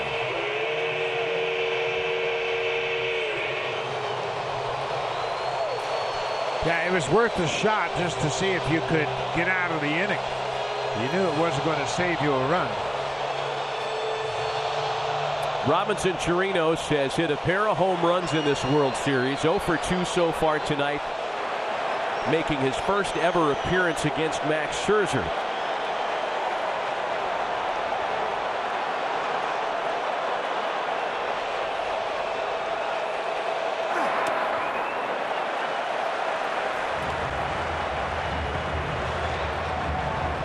In a night filled with base runners, Robinson Chirinos is the only Astro not to have reached base safely tonight.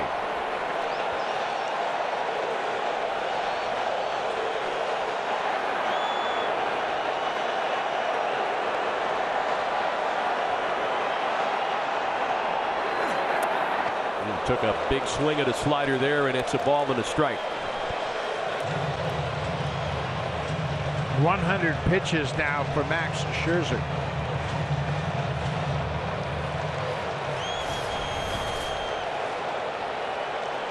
Rendon extending on that drive off the bat of Correa as a tip off the webbing of his glove.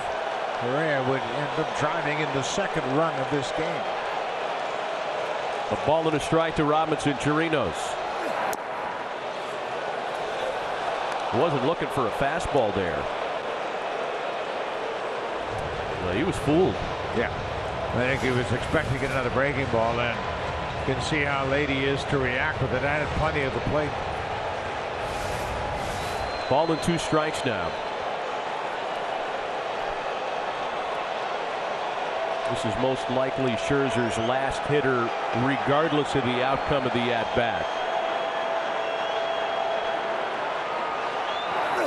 Left-handed batter next, Josh Reddick, and it's 2-2.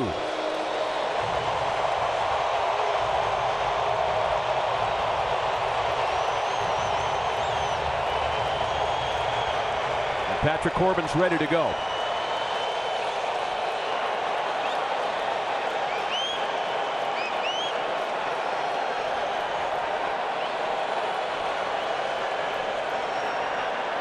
A run in with 2 out, runners at the corners, and now Scherzer and Gomes want to reset.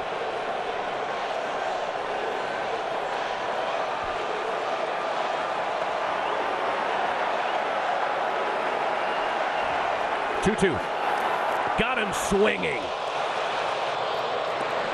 Scherzer able to minimize the damage. The Astros do scratch out another run, however. We played 5 complete in this winner-take-all Game 7. The home side with a 2-0 lead.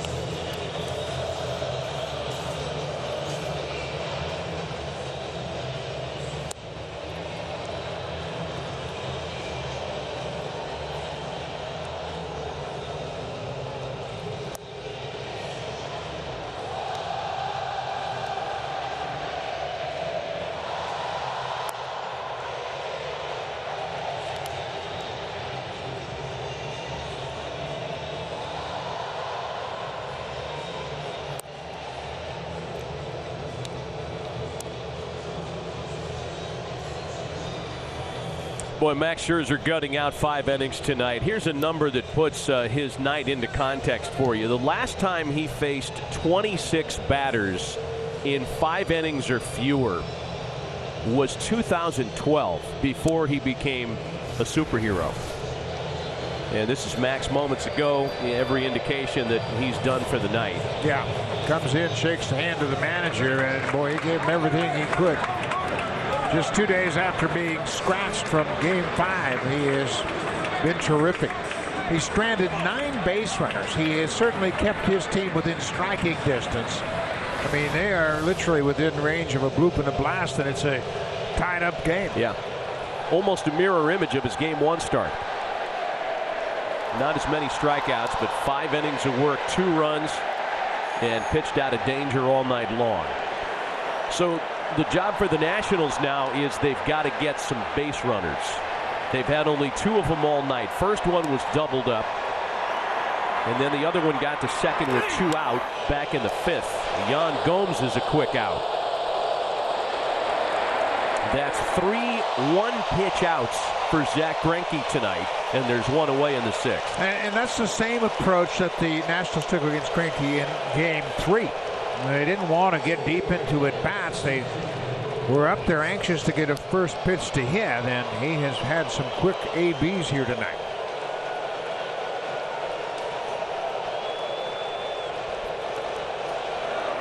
This is the 5th start for Greinke in the postseason. He's pitched 6 innings just once. First pitch to Victor Robles is in for a strike. Robles was one of those first pitch outs back in the 3rd. He hit a fly ball that ended the inning. Tripled against Greinke in Game 3 Friday in D.C. Checks his swing that time. It's 1-1. I mean, there haven't even really been very many deep counts tonight on this side of the scorecard, Buck. There certainly hasn't been any hard contact. He has taken the sting out of the Nationals' bats. And he was thought to be the weak link in this rotation. 1 hit through 5 1/3.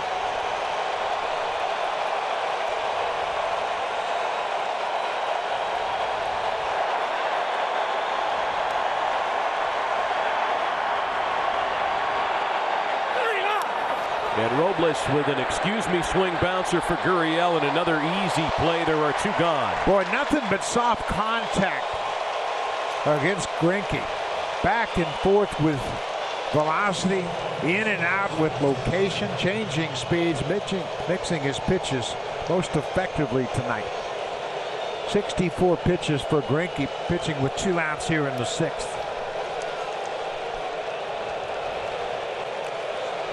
Zach Greinke entered play tonight 0-2 with an ERA in the 8s. In 3 career starts with a chance to clinch a postseason series.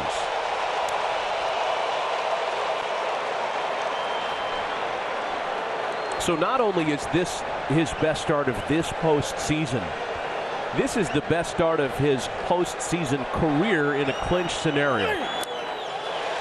And he's in front of Trey Turner, 0-2, on the verge of another quick inning.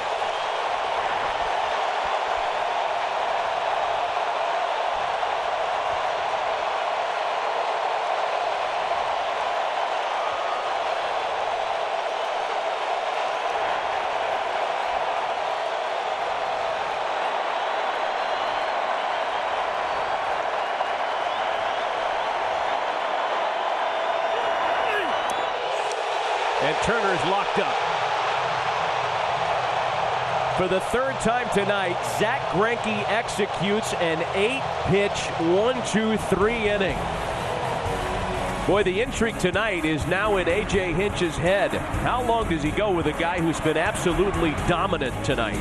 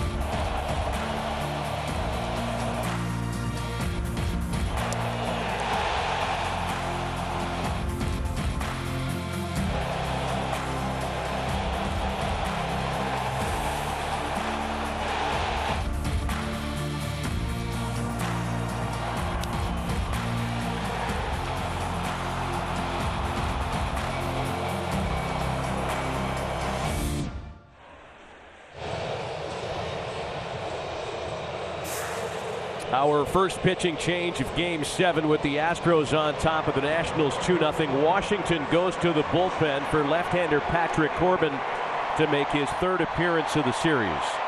Corbin, for the postseason, this will be his 8th appearance, and he's going to face a pinch hitter right off the bat. Josh Reddick has been lifted in favor of the right-handed hitting center fielder, Jake Marisnick, who will come on to start the bottom of the 6th inning. So Marisnick, Springer, and Altuve against Corbin, who has made a start and a relief appearance in this series. The relief outing came in Game 1 right here last Tuesday. He earned a hold in a scoreless inning that night. The start came in Game 4 in D.C. when Corbin was saddled with the loss, allowing 4 earned runs on 7 hits over 6 innings of work. The one bad outing, the clunky outing that you just saw, it's kind of clouded his postseason line. That overall number is a bit deceiving for Corbin this year. He's pitched much better than the numbers indicate. Yeah, he gave up a home run to Robinson Chirino in that start in Washington, as you mentioned, in Game 4. They've got Tanner Rainey up in case trouble brews against the right-handed hitters. Here's the 2-1 to Marisnick, and it's 3 balls and a strike now. You know, it's a 2-0 game, but it feels like it's a 10-0 game. Zach Greinke hasn't given the Nationals any encouragement at all.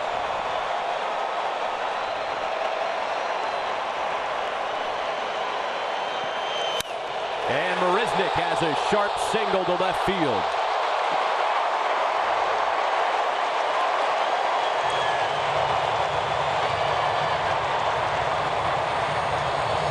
Jake Marisnick with that hit is now 6 for 9 against Patrick Corbin. And A.J. Hinch had scripted this move out. If they made a move to bring Corbin in to pitch to Reddick, he was going to call upon Marisnick, who has those good numbers against Corbin.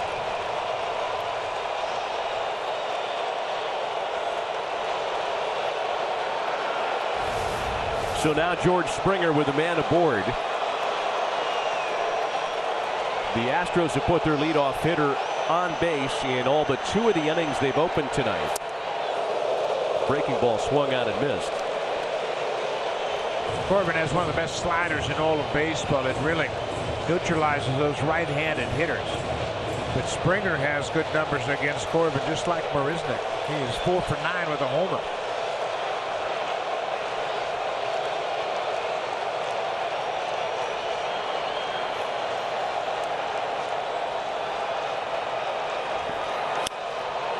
Oh, 2. Man, I mean to tell you, George Springer does not get cheated when he swings the bat. That is a hack with bad intentions. Yeah, he lined out in the 2nd. He walked in the 4th, but watch the swing, the violent swing by Springer. He's had a good World Series. He is now 8 for 25 in the series with 2 homers.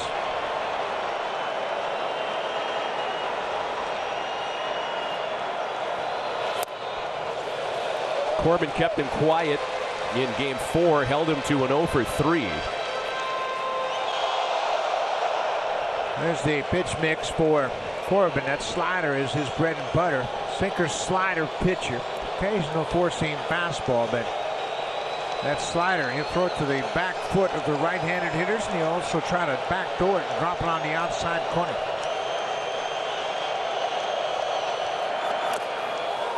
Springer tried to hold up, and on the appeal, he swings the bat. 1 gone here in the 6th. Corbin's slider is so tight that you can't really pick up on him on the spin at all. It looks like a fastball coming out of his hand, and you commit to it, and then it's a breaking ball. You swing over the top. That time, Springer just couldn't check his swing.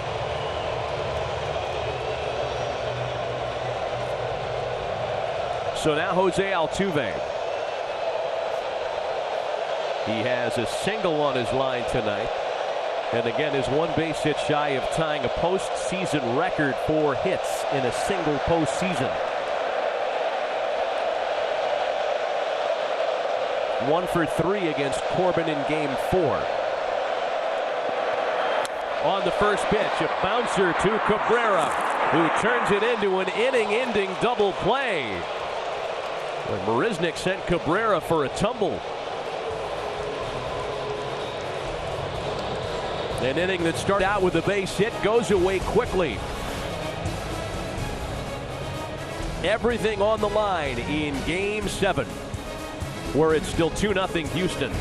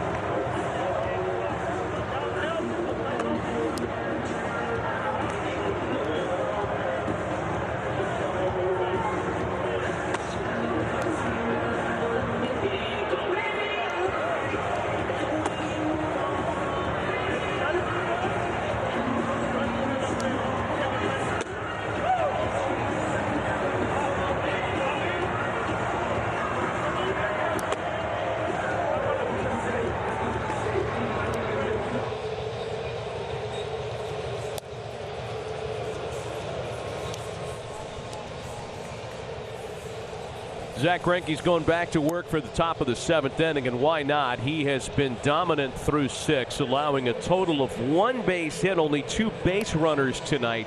He has struck out 3 and been in command all evening long. And look at all the strikes, just 67 pitches, 43 strikes, and he's helped himself out with the glove as well. Here he starts the 1-4-3 double play.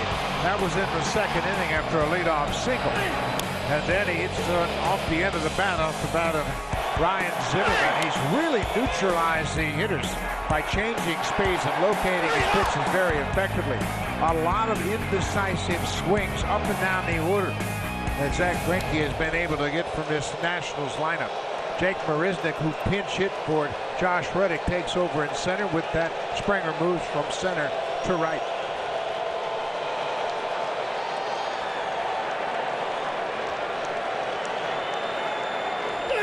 Adam Eaton, the first to face him here in the 7th. This is a big inning for the Astros. This could be the last time they have to face the heart of the order.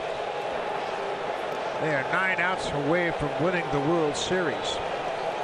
Eaton, Rendon, and Soto here in the 7th inning for Washington. And quickly it's 0-2 to Adam Eaton. A couple of fastballs get Greinke ahead. This is the 7th time in Zach Greinke's postseason career that he has pitched into the 7th inning. And this is his 16th postseason start. However, it's the first time he's gone this deep since leaving the Dodgers after the 2015 season.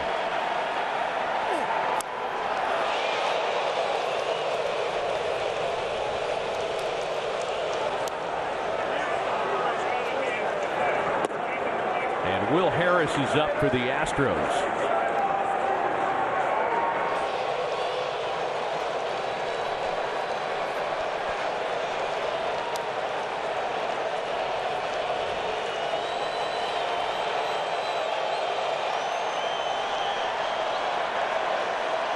The 0-2 to Eaton. Just missed. Boy, he took a shot at that outside corner, and he has really worked over the strike zone all night long. In and out, up and down. That one's clearly off the plate, but he took a shot. That's one of his better fastballs at 91. You can see it's off the plate.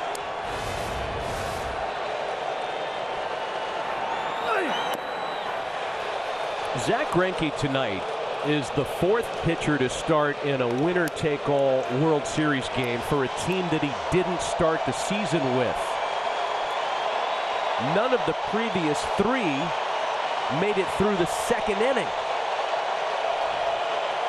Most recently, the guy who the Astros beat to claim the 2017 World Series, Yu Darvish with the Dodgers. And that slapped to shortstop. Correa has it. And there's one away in the seventh.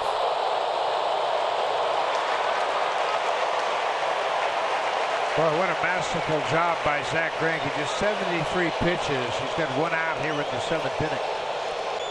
The last time he threw 7 innings in a postseason game was October 10, 2015 in a division series against the New York Mets.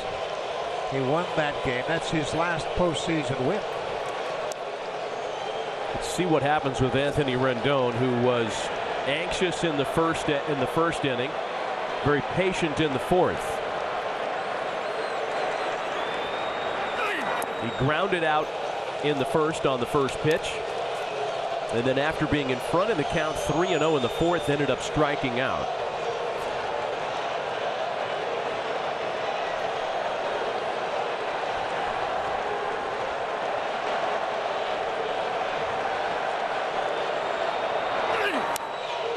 Into left field, and one of them comes back. That one's gone. It's just a one-run game.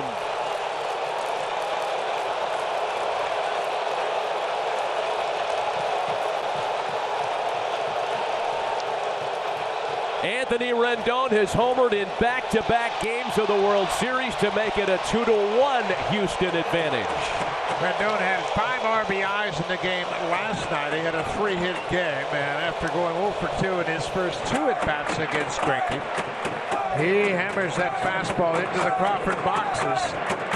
And just like that, here we are in the seventh. It's a one-run game.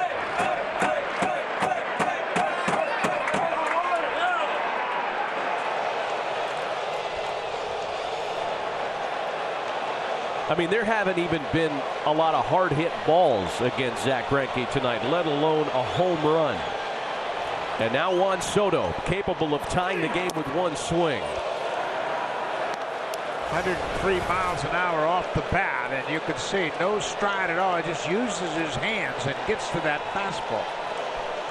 Rendon hit .355 in the regular season against fastballs, and he squares it up. That's the first hard-hit ball off Greinke all night long. There's that big curveball swung on and missed. What a weapon that is against an anxious young World Series hitter.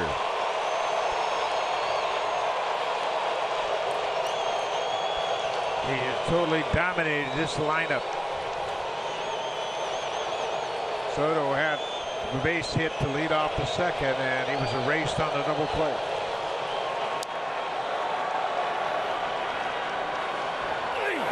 You know, we talked about it with all those opportunities the Astros had to add to their lead.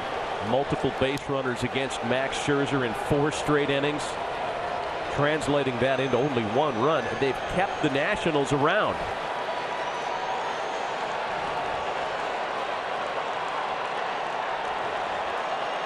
This very easily could have been a 5 or a 6 run lead. Houston's stranded 9 base runners tonight. And now it's 3 balls and a strike to Soto, who's licking his chops and going into his act in the batter's box.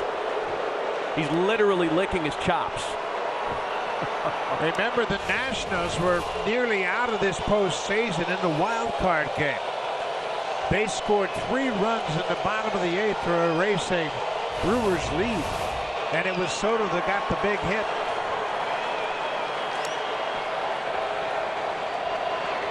.3-1 pitch. Credit Soto for taking ball 4. I thought he was going to be in swing mode there, Buck. I mean, he was feeling so good, starting to flex his muscles and bow up. He is a complete hitter at the age of 21. Boy, he sure is. And he doesn't get overwhelmed in the moment. And A.J. Hinch is going to make a pitching change. What a job by Zach Greinke. Well, the Astros didn't trade for him for the 10 regular season starts they knew he'd make. They didn't trade for him to get through the division series. They traded for him for nights like tonight. And Zach Greinke has answered the bell in Game 7. He'll leave with a 1-run lead, but with the tying run on base.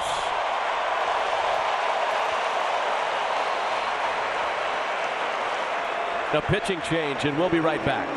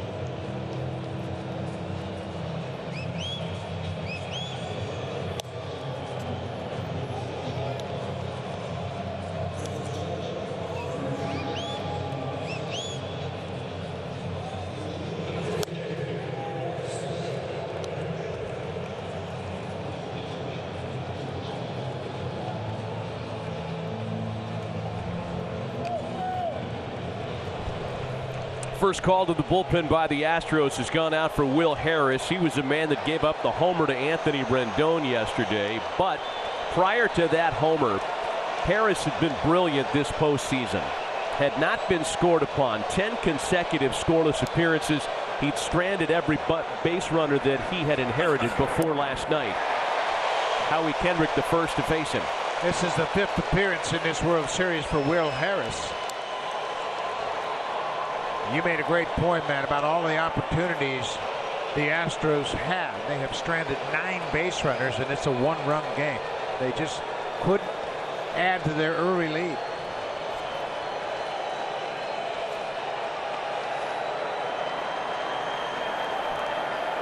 Soto at first after the homer by Rendon. Kendrick into the opposite corner. That one well hit. Springer looks up, and it's gone! Kendrick has delivered the Nationals a 1-run lead.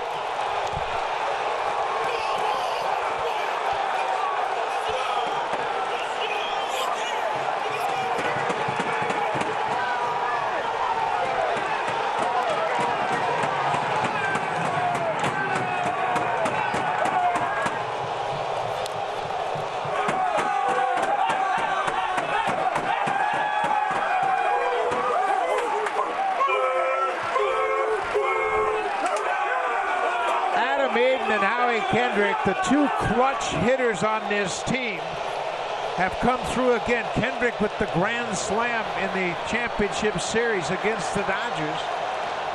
A 3-2 lead. Unbelievable.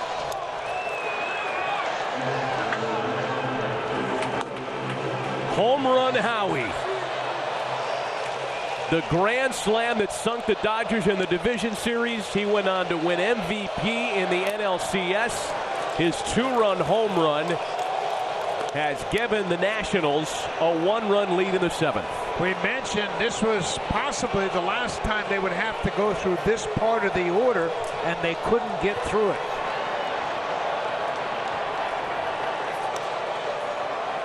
Two balls and no strikes. The count to Asdrubal Cabrera, and there's a base hit.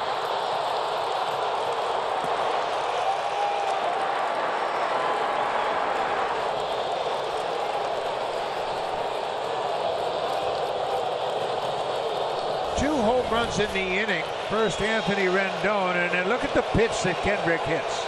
That pitch is down at the knees on the outside corner, and he's able to hit the foul pole. A 2-run home run to give the Nationals the lead.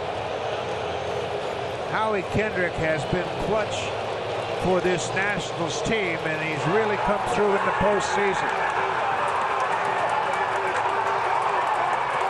The only time Will Harris allowed homers in back-to-back outings during the regular season came with the All-Star break in between games.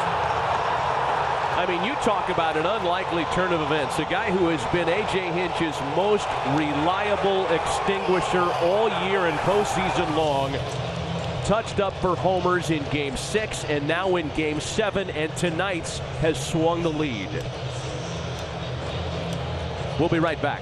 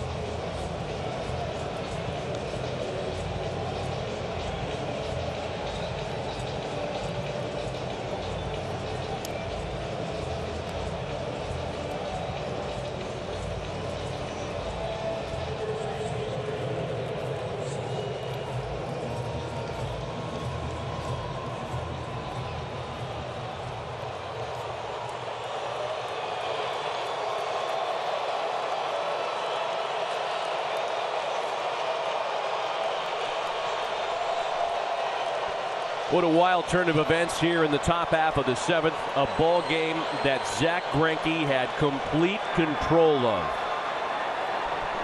The new pitcher for the Astros, their 3rd of the inning, is their closer, Roberto Osuna. He'll face Ryan Zimmerman with a 3-2 lead for the Nationals, 2 out and a runner at first. Only the 2nd appearance for Osuna in this World Series. He threw 16 pitches in an inning of work in Game 3. He gave up a single to Adam Eaton, and that was it.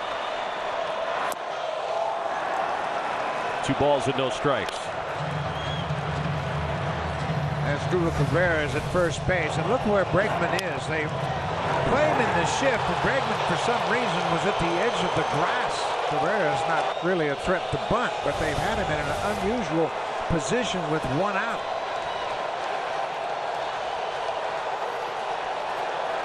Count leverage for Ryan Zimmerman. If Bregman is at normal depth, that's a routine ground ball in the 2nd out of the inning. But they had him guarding against the bunt, against the guy that doesn't bunt very often.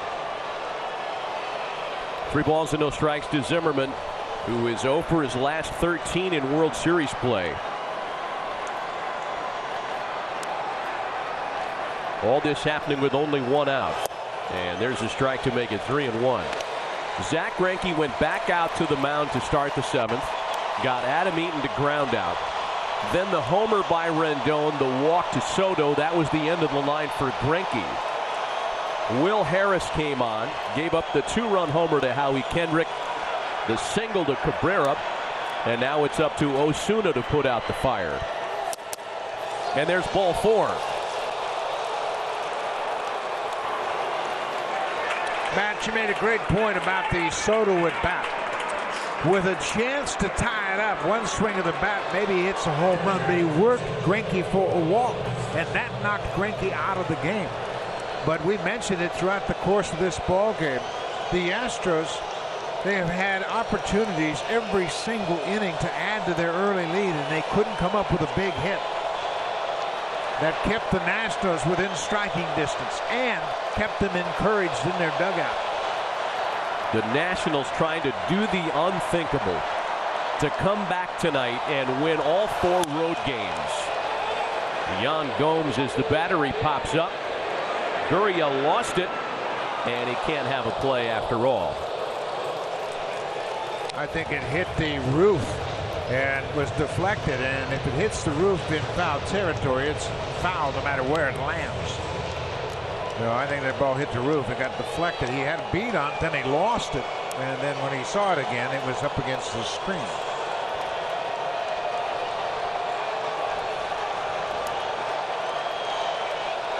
Yan Gomes is the only Nationals player with Game 7 World Series experience. It came as an Indian in 2016 in their heartbreaking loss to the Cubs, and it's a ball and a strike to him.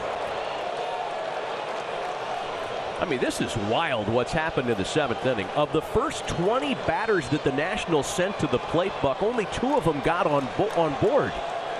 And here they are in the 7th. 5 straight hitters have reached base safely. Soto had a single in the 2nd. Kendrick had a walk in the 5th, the only base runners.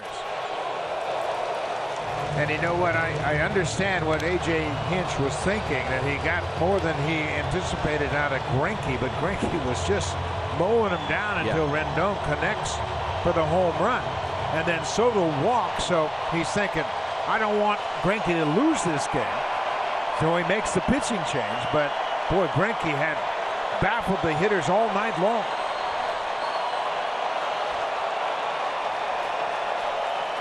And as hitters, you don't care who's coming in next after a guy has confused you all night long. No matter what you're facing out of that bullpen, you don't want to face that Greinke anymore because he totally shut them down. 2 balls and 2 strikes to count to Yan Gomes.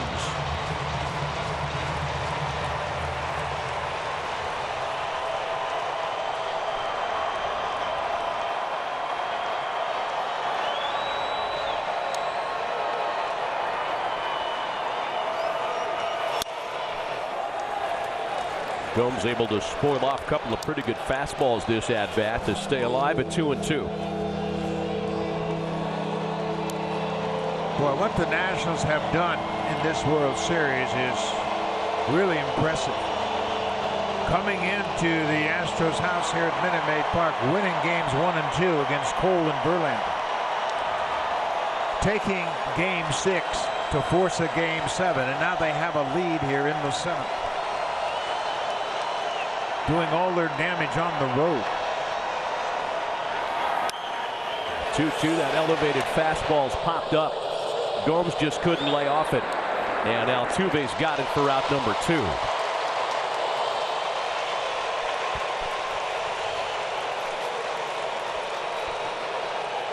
Cabrera and Zimmerman stay put. And now it's Victor Robles.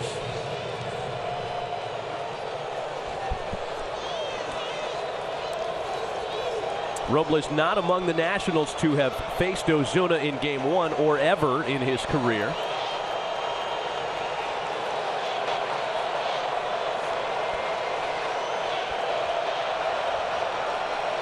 Ozuna's thrown only 2 non-fastballs since coming on in his 11 pitches. There's a slider that's popped up.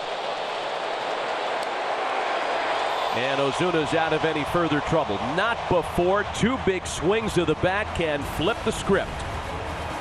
Rendon's homer got him back in it. And then the two-run shot by Howie Kendrick has delivered the Washington Nationals their first lead in Game 7 to the 7th inning stretch. 3-2 Nats.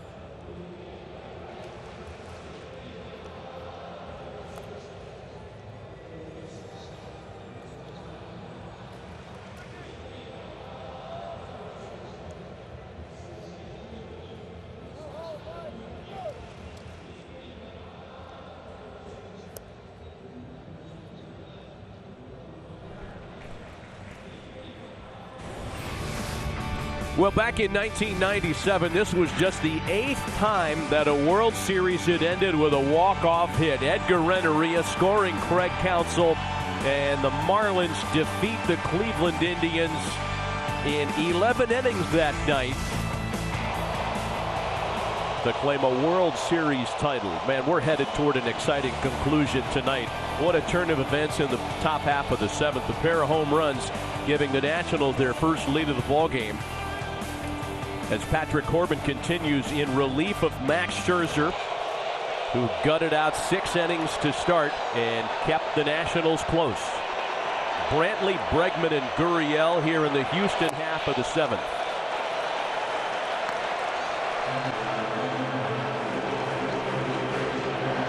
Corbin came on in the 6th inning, allowed a leadoff single to the pinch hitter Jake Marisnick, struck out Springer, and doubled off Altuve. 2 balls and no strikes to Brantley. Again, this is the meat of the order, 3, 4, and 5 for Houston. And Brantley has had a little success against Corbin. He's 2 for 3. What a ball game. Greinke was really terrific. Garrett Cole is down in the bullpen. He's thrown a couple of times so far in this game.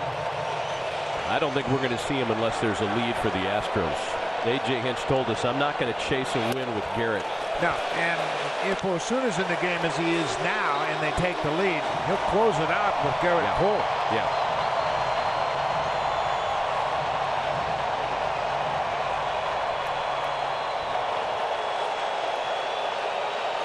3 balls and a strike, the count to the leadoff man, Michael Brantley. Into center field. Playable for Robles, 1 away. Now, you know who was leading the cheerleads down there on the bench when all that was happening in the top of the inning? Max Scherzer. And it's amazing what he was able to do tonight. He pitched out of jam after jam after jam. He left the game after 5 innings and stranded 9 base runners. And a base runner on in every inning.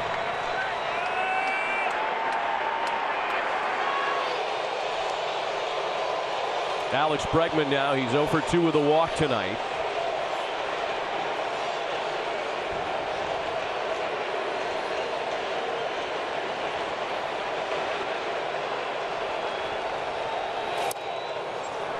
Boy, that's such a good breaking ball.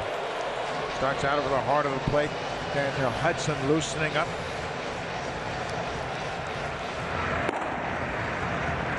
Hudson, 36 pitches in game 5. He did not pitch last night.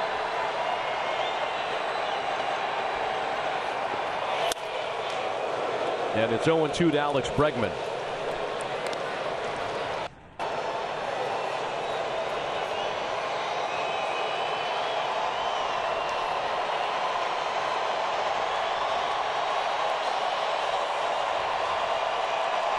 The 6-year contract that landed the Nationals Patrick Corbin, most recently of Arizona, probably wasn't one that folks thought would include relief work in the fall.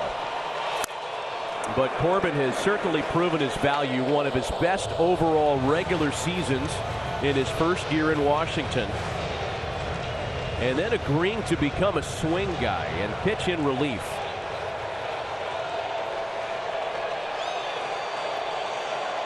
It was one of the early deals in last year's offseason executed by GM Mike Rizzo. Yeah, this is the 5th time he's pitched in relief in this postseason. Well, they just missed Bregman. It's a ball and 2 strikes.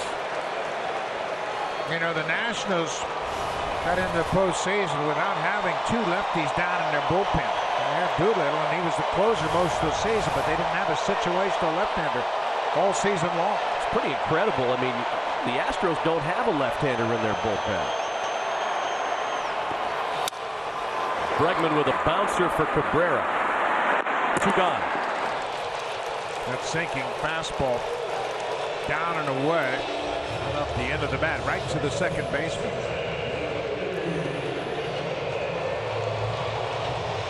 Corbin gave up a leadoff single. First man he faced, Borisnik, in the 6th, and got a strikeout and double play. And now he's gotten the first out here in the 7th. Here's Gurriel. He has homered and scored both of Houston's runs tonight. He had an RBI single against Corbin in game 4 Saturday in D.C. Tonight is the first night we've had a lead change in this series after the 6th inning.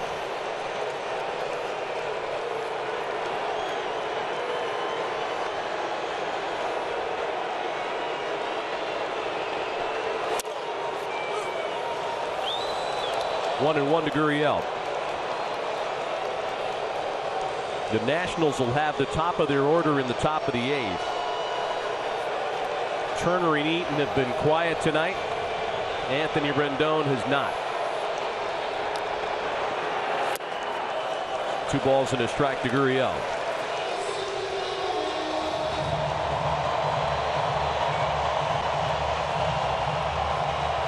We are in a winner-take-all game 7.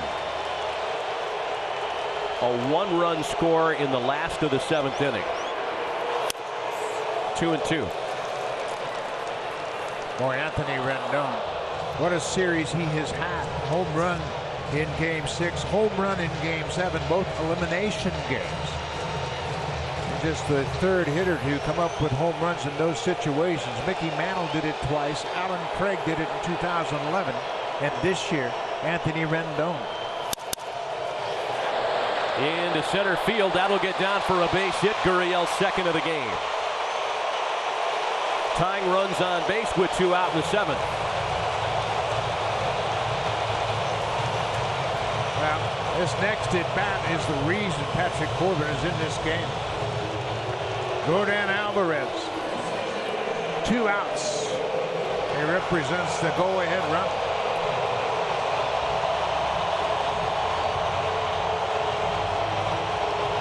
Alvarez was not in the lineup Saturday in D.C. when Corbin made his start in this series.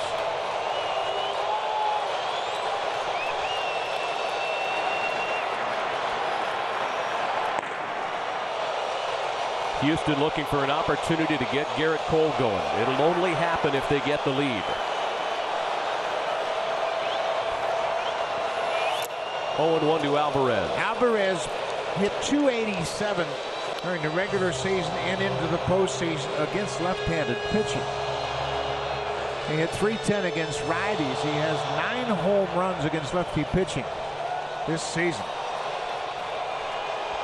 He is not overmatched lefty on lefty by any means.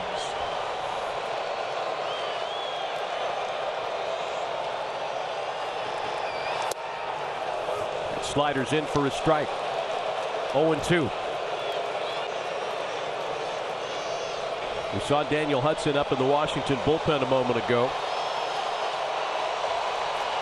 Dave Martinez would likely hand the ball to him if this inning goes one at-bat further and Carlos Correa steps in. Corbin in control of the count. The 0-2 pitch. Back to Corbin on the mound to retire the side. It's a fine play on the vacated left side of the infield. If Corbin doesn't get to that ball, nobody does. The lead holds to the top of the 8th inning in Houston. The Nationals on top 3-2.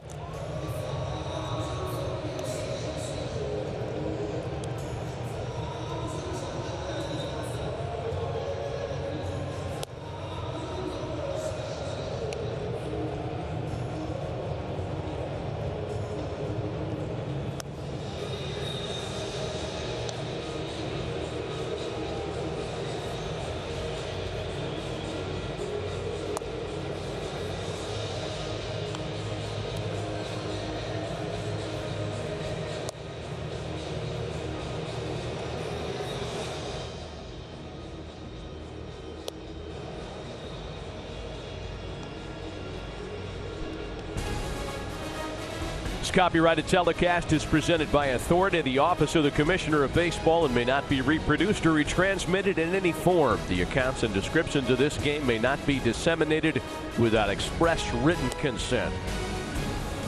Some of the Hall of Famers who have worn the uniforms of the two franchises on the field in Game 7. And some Hollywood elite has shown up here in Houston for this one. Texas native actor Matthew McConaughey.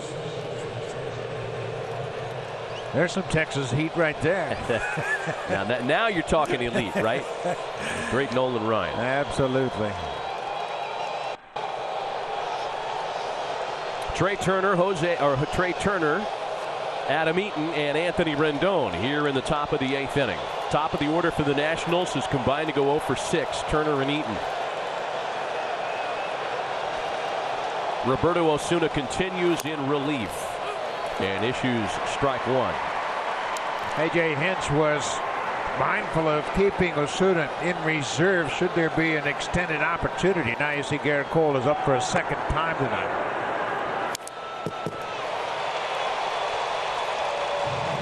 0-2 to Trey Turner.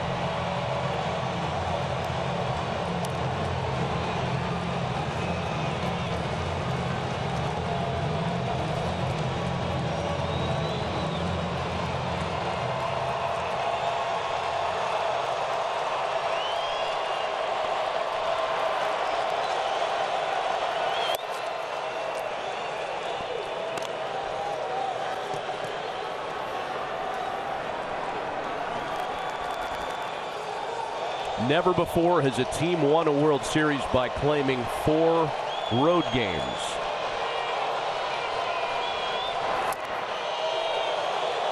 The Nationals, coming into this game, have won 7 road games in this postseason.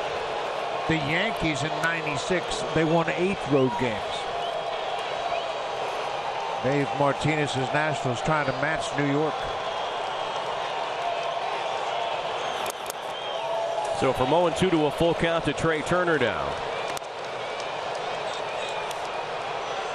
Recent Game 7 history has favored the home side. 9 of the last 12 Game 7s have been claimed by the home team. Here's the payoff home to Turner. A ground ball chopped out to Correa. And Turner retired by his opposite number. There's 1 away.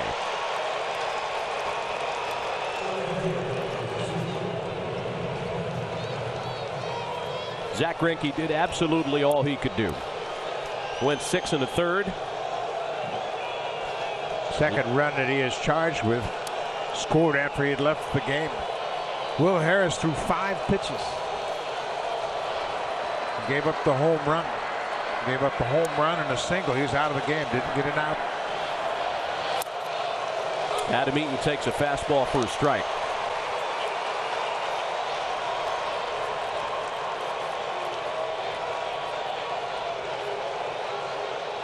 Eaton last night was 1 for 2, a homer, a sacrifice, a walk, and a hit batsman.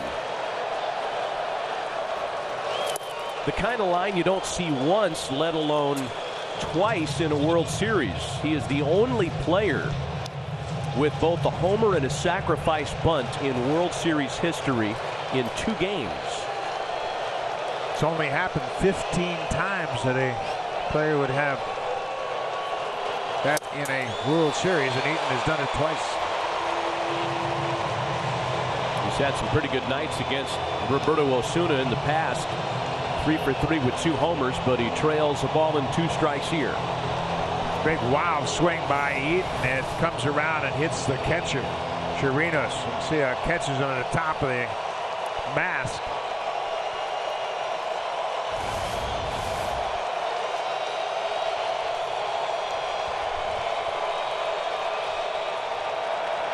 Ball and 2 strikes. Rendon looming on deck. And that makes Turner's and Eaton's plate appearances more important. I mean, you talk about a guy that is locked on right now. Homering in back-to-back elimination World Series games. Full count now. So a full count to Turner before getting him to ground out, and now a full count to Eaton as Ryan Presley has joined Garrett Cole. In case there's any adversity here in the 8th, it would be Presley that would inherit the mess.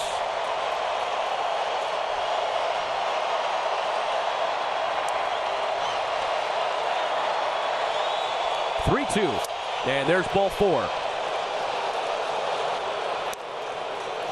Potentially a very big base on balls for Adam Eaton, as it puts a base runner on base in front of Anthony Rendon.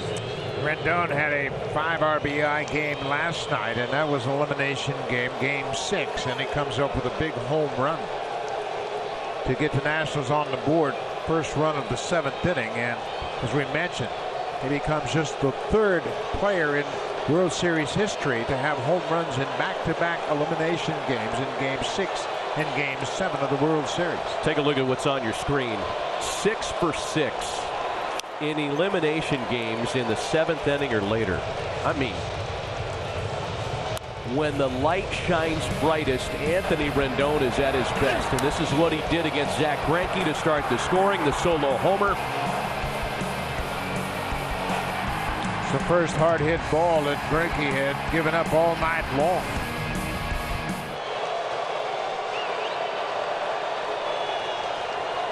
The Nationals played in 4 elimination games before tonight. In those games, Rendon had an OPS over 1,600. Eaton's running. Throw to second is not in time.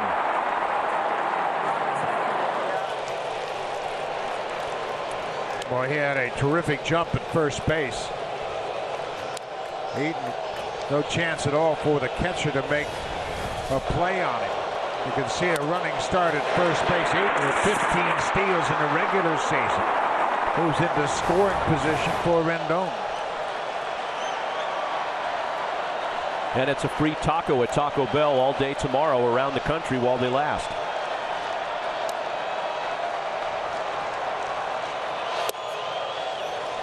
Two balls and a strike to count to Rendon. Because it should specify the country. Not in Armenia or Uzbekistan. The United States is where if you want to come here tomorrow for the free taco, you're more than welcome. They are delicious.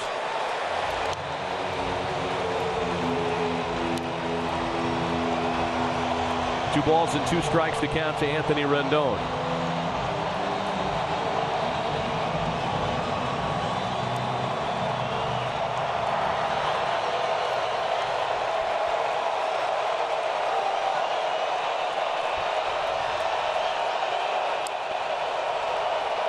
Eaton, the runner, off second with one gone. Rendon swings and sends a high fly ball out to left center. Marisnick calling off Brantley, and there are two away.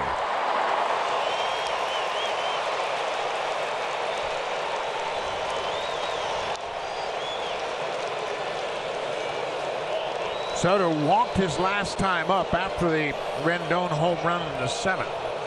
And he took some close pitches and got a board that set up the Howie Kendrick at bat. After that walk, Will Harris was summoned into the game to face Kendrick. And Howie Kendrick hit one off the foul pole down the right field line. Long meeting on the mound. Chirinos went over to talk to Osuna about this at bat. Soto struck out in his only plate appearance against Osuna. Well, this is a good old-fashioned meeting. I mean, this is like 2009 Phillies-Yankees style meeting. Jorge Posada with Andy Pettit. Yeah, he was explaining exactly how he wanted to attack Soto. Soto's had some terrific at-bats in this World Series. He singled in his first at-bat and then since struck out, walked, and scored. He's got 8 hits in the series and 3 homers. Runner at second with 2 gone for Juan Soto. No swing, a ball and no strikes. And Soto is telling Robinson Chirinos all about it. No, I won't chase that one. Watch the reaction. That changeup, and he's saying, no, I won't chase it. You can't make me chase that pitch. He checks his swing.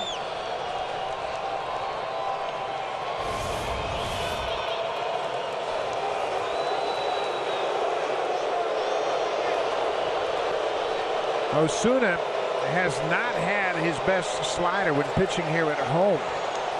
He just doesn't really feel comfortable throwing off this mound to get that break on his slider. Into right field, a base hit. Here comes Eaton to score, and it's 4-2 Nationals. And the kid comes through again. Boy, he has such great at-bats. Here we are in the World Series. He's 2 for 3, but maybe the biggest at-bat of the night was the walk in the 7th. He's got such plate discipline for a 21-year-old in a supercharged atmosphere of the World Series. And he picks up a big RBI that gives the Nationals a 2-run lead.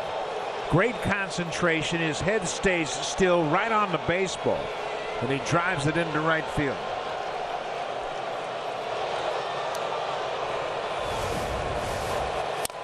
Here's Howie Kendrick now. Home run Howie is the man that delivered the Nationals their lead with the 2-run shot in the 7th. What do you get when you combine Ricky Henderson, Reggie Jackson, and Adrian Beltre? Juan Soto. That's good golf. 2 years of major league experience, just turned 21 earlier in the World Series. Well, he would have had second base stolen if he had decided to go. Yeah, his jump was so big that he was afraid to go. He thought Osuna might have time to come to first, but he took a big jump and then said, oh, I can't go now. He hasn't even moved yet. Watch the break at first. And then Chirinos has the ball pop out of his glove.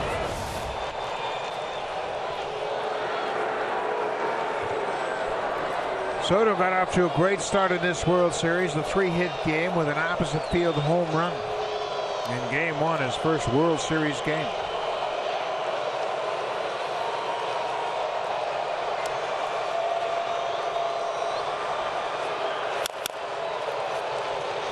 Ball and 2 strikes to Kendrick. And there's a lot of baseball left here. We're going to take you back to the 7th inning for when Kendrick delivered the Nationals the lead. Into the foul pole the other way. 3-2 Nats. What a pitch.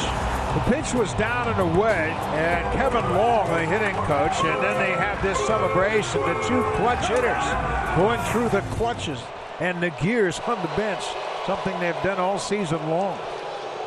They wear T-shirts that has clutch on it. Howie and Adam Eaton.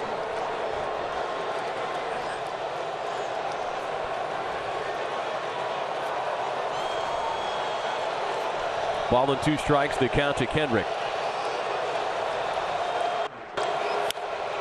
Just getting ready to say that there's a lot of baseball left. I know we're in the 8th inning, but these games go so ploddingly and they're played so deliberately in the late stages.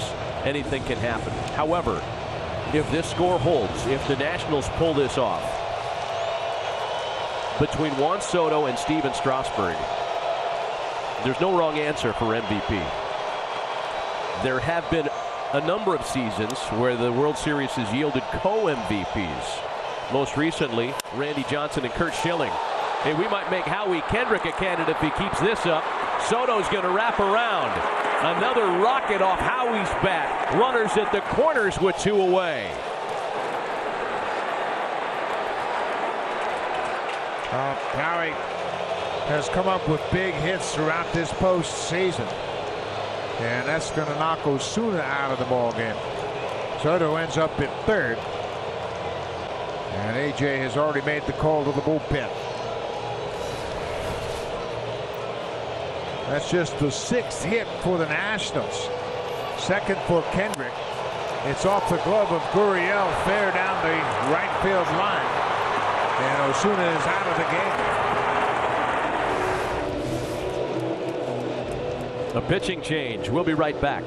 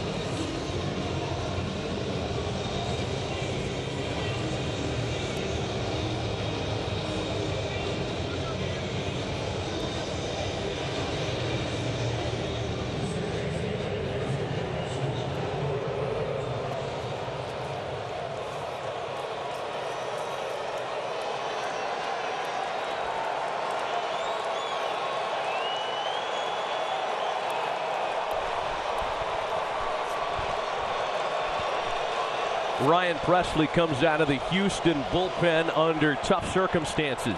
A run in the inning. A now 2-run deficit for Houston as Presley looks for what's proven to be an elusive final out and strand a pair of base runners.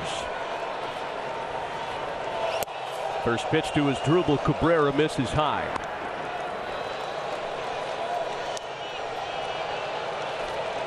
Cabrera had a big base hit his last time up. He was credited with a sacrifice bunt in the 5th inning. He has 1 for 2 tonight. Soto had the 2-out RBI single that made it 4-2. Kendrick singled after him. That's into the opposite field, and that'll wrap up the 8th. Not before a big insurance run crosses the plate, courtesy of the 21-year-old second-year phenom, Juan Soto. We're going to the bottom of the 8th inning. The Nationals 6 outs away from their first ever World Series title, and on top 4-2.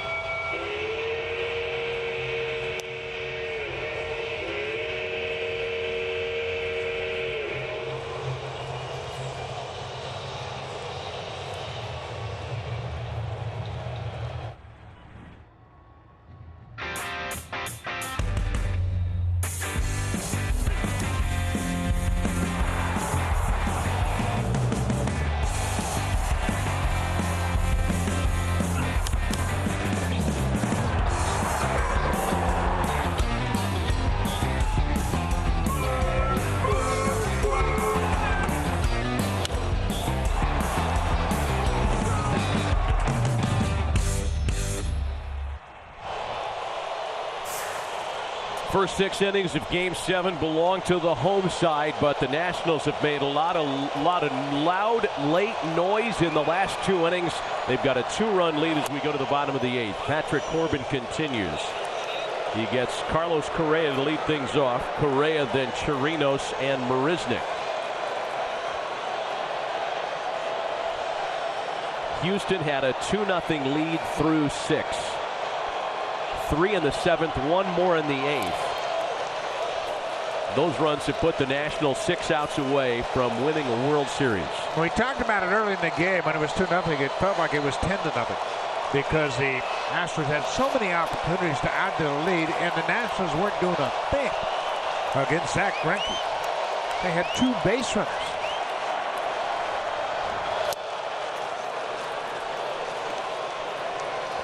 You know, each of the last 5 World Series have been clinched on the road. That's the longest such streak since Bill Mazeroski ended a 6-game road clinching stretch with that home run in 1960. The last team to clinch a World Series at home, the Boston Red Sox in 2013. 2 balls and 2 strikes to Carlos Correa, who's got a couple of hits and an RBI tonight. Boy, Houston had opportunities in the middle innings against Max Scherzer. 4 straight innings that they stranded 2 base runners. Yeah, and we can't put all of it on the Astros. We're going to give that guy some credit. Yep. He pitched out some tough jams. And here he came into this ball game. First fastball he threw was 97 miles an hour. He had a better slider tonight than he had in game 1 in my estimation. And he has really done a terrific job. He left the game having stranded 9 base runners.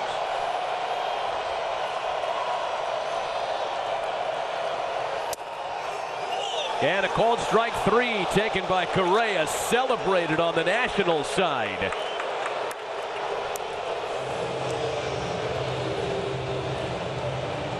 Fastball called strike 3 on the inside corner. Correa had 2 base hits and an RBI before striking out here to start the 8th. 96, and it looked like it might have been off the plate inside. Jim Wolf gave the benefit of the call to the pitcher, Patrick Corbin.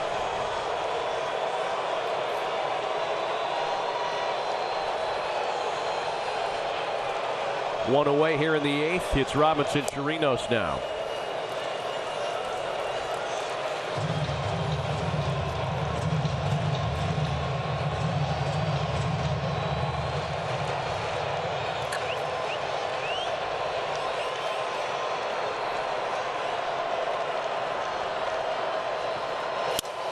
Chirinos with a ground ball for Turner in the hole. Quick throws in, plenty of time to get him. They're 2 gone. Boy, Turner's such a sure-handed shortstop. He plays with so much confidence. He's very calm, very patient, knows the base runner, knows his speed. He had plenty of time. But watch how confidently he feels this backhand inside, takes his time, makes a good throw to retire Chirinos. Let's play a little what-if game as Jake Marisnick settles in. Let's say that Corbin retires Marisnick. In the bottom of the 9th, the Astros would have their very dangerous top of the order. Springer, Altuve, and then the left-handed batting Brantley. Your best guess. Does Dave Martinez try to finish this game with Patrick Corbin, or does he call on one of his true relief options to try to pitch the 9th? I think he calls on Daniel Hudson first in the 9th. Springer, Altuve, and then has Doolittle in reserve. Doolittle's thrown the ball very well in this World Series. You got Doolittle ready for Brantley. Yeah. But remember what A.J. Hinch did in Game 7 of 2017 in the World Series. Charlie Morton threw 4 innings to close out the game. Right. Patrick Corbin might do the same thing. Use 2 guys. Trust your eyes. 2 balls and a strike to Jake Marisnick, who singled the lead off the 6th as a pinch hitter, and then was doubled up when Jose Altuve hit a bouncing ball to end the inning. Nobody is stirring around in that bullpen, and Corbin has everybody kind of sitting back, relaxed the way he's pitching. That picture of Sean Doolittle speaking 1,000 words. Yes, it is a nail biter, Sean. A 2-run game in Game 7.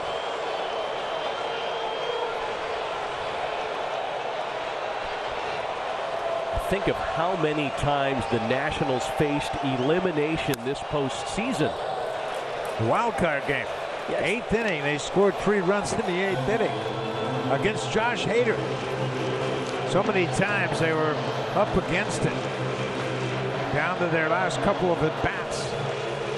Down to their last couple of at-bats against the Dodgers. Back-to-back homers against Clayton Kershaw. Then the grand slam by Kendrick.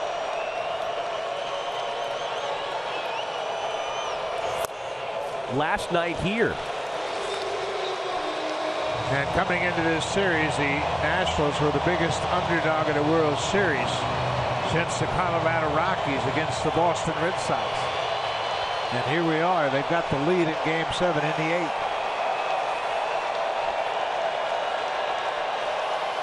Full count, 3 balls and 2 strikes to Marisnick.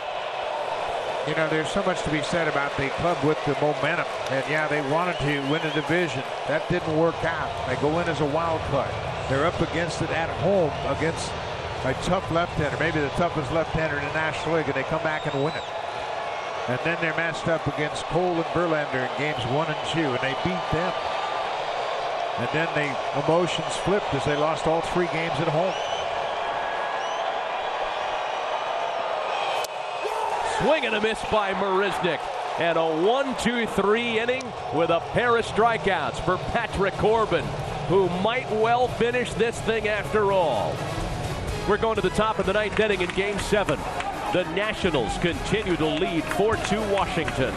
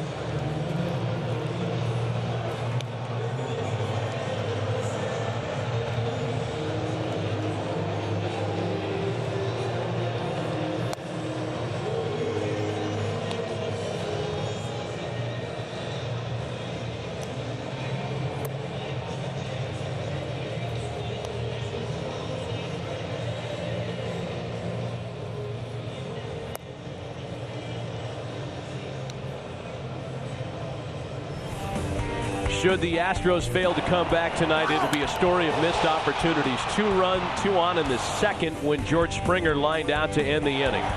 2 on in the third. Yordan Alvarez hit a ball hard but playable in center. 2 on in the fourth. Jose Altuve lines to center. 2 on in the fifth in what would be Max Scherzer's final inning, and he strikes out Robinson Chirinos. 9 left stranded against Scherzer alone. 10 left stranded altogether tonight for an Astros lineup that was the very best in baseball at picking up base runners. There's going to be a lot of quarterbacking, Monday morning quarterbacking about the bunt in the second inning. Robinson Chirinos, after the home run, 2 singles, they asked Chirinos to bunt, and he popped out for the first out of the inning. They had Scherzer on the ropes. Everything was hit hard in that inning. Joe Smith is the new pitcher for the Astros, working the top of the 9th to get the bottom of the Washington lineup. Zimmerman, Gomes, and Robles.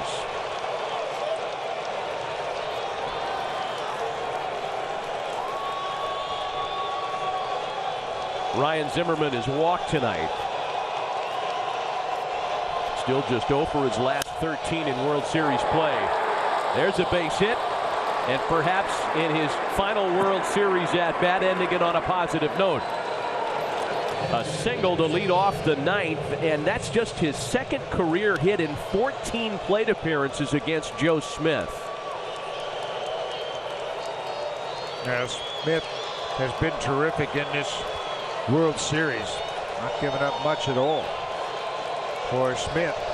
Coming into this game, this is his 4th appearance. He's had 3 solid innings of relief in each of those previous 3 appearances.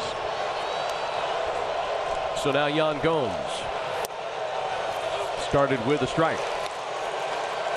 On the other hand, Yan Gomes has had great experiences with Joe Smith. 4 for 8 with a couple of homers.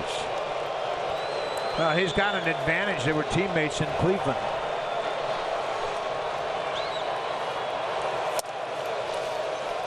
Over 700 regular season appearances for the veteran right-hander before making his first ever World Series appearance this year. Some of that past success we documented. Again, when the Astros bat in their half of the ninth, they'll have the top of the order. Comebacker. Smith to second for 1. Relay to first, not in time.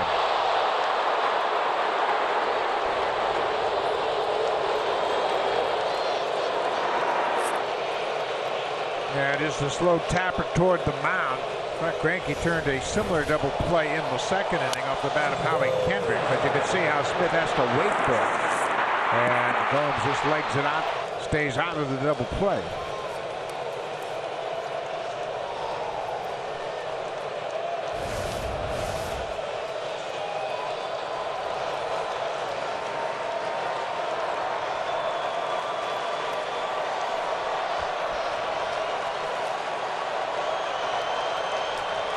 Tale of 2 scorecards. And now Victor Robles.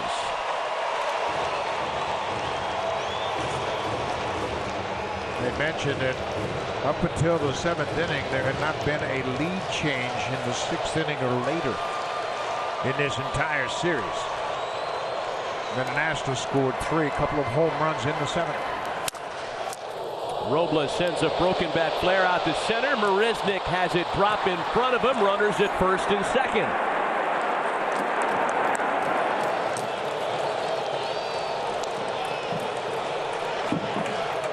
Right off the end of the bat, and Marisnick, he just didn't have a chance to make a play on it. Just a little Texas leaguer in the middle of the diamond. As Robles gets just his 4th hit of the series.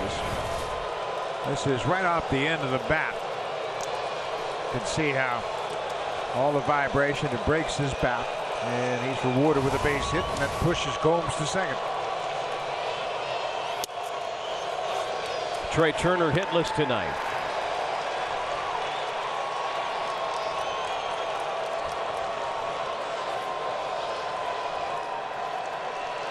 You know, Dave Martinez would feel a lot better with an additional run.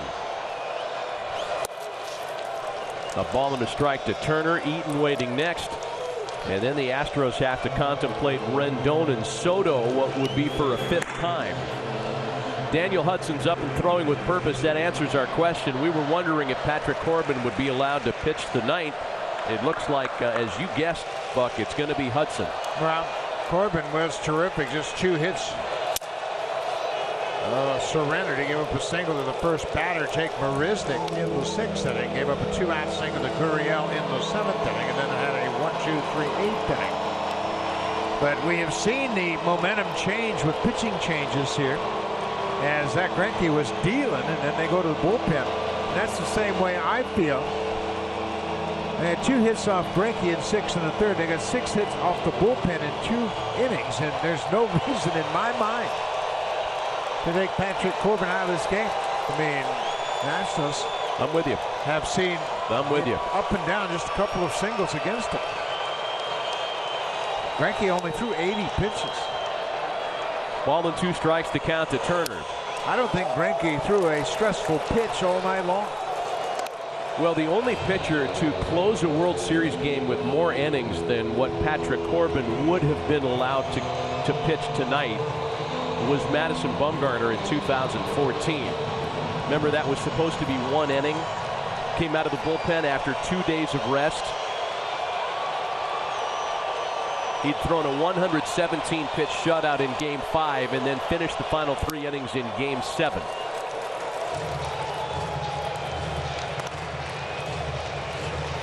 He's already received like the congratulatory hugs. And again, Hudson thrown with the kind of urgency that would indicate he's going to pitch the 9th. Yeah, I think he's cranking it up for the 9th. We mentioned the fact that Brantley is the 3rd hitter in the bottom of the 9th. And Sean Doolittle might be called upon to face Brantley. It would become a much breezier decision if Turner can come through with the man on here. 2 men on, as a matter of fact. Runners at first and second, 1 gone.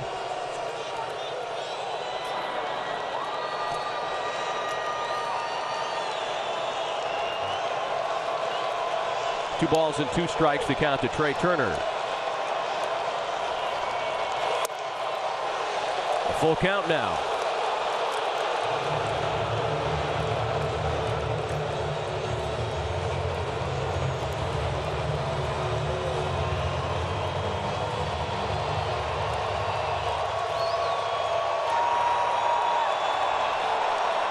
Jose Urquidy, who was so brilliant in Game 4, he'd be the next man up. Turner checks his swing. And the bases are loaded with 1 away.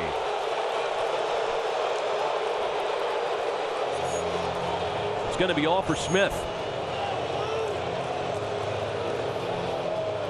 Well, you mentioned it. They don't have a left-hander down in their bullpen. And with this pitch to Trey Turner, he checks his swing, so that'll load the bases. Smith is out of the game. They'll go to Urquidy, who has that changeup. You can see that A.J. Hinch passes the scouting report to Chirinos, the catcher.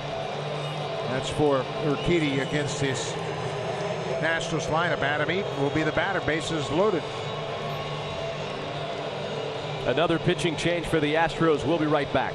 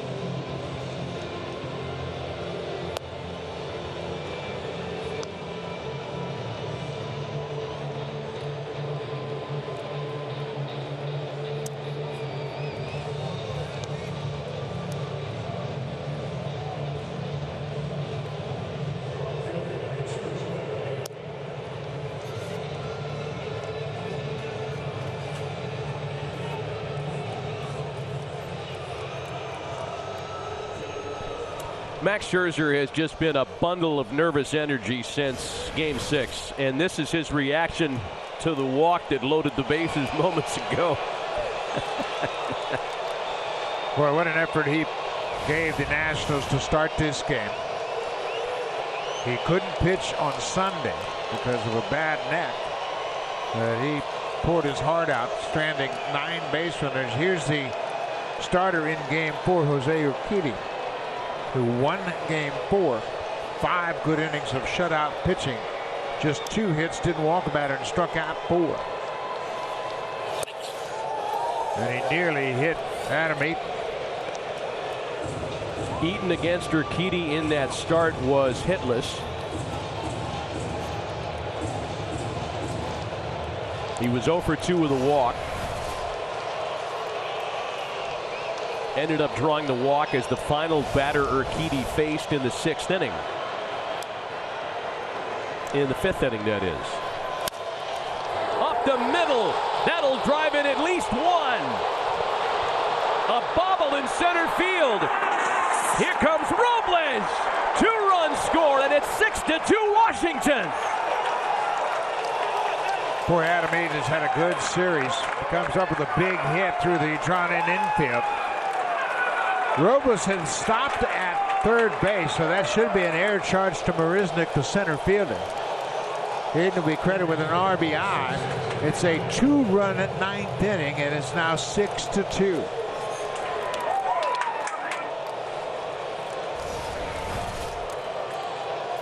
Right back up the middle off the bat. Base hit for Eaton.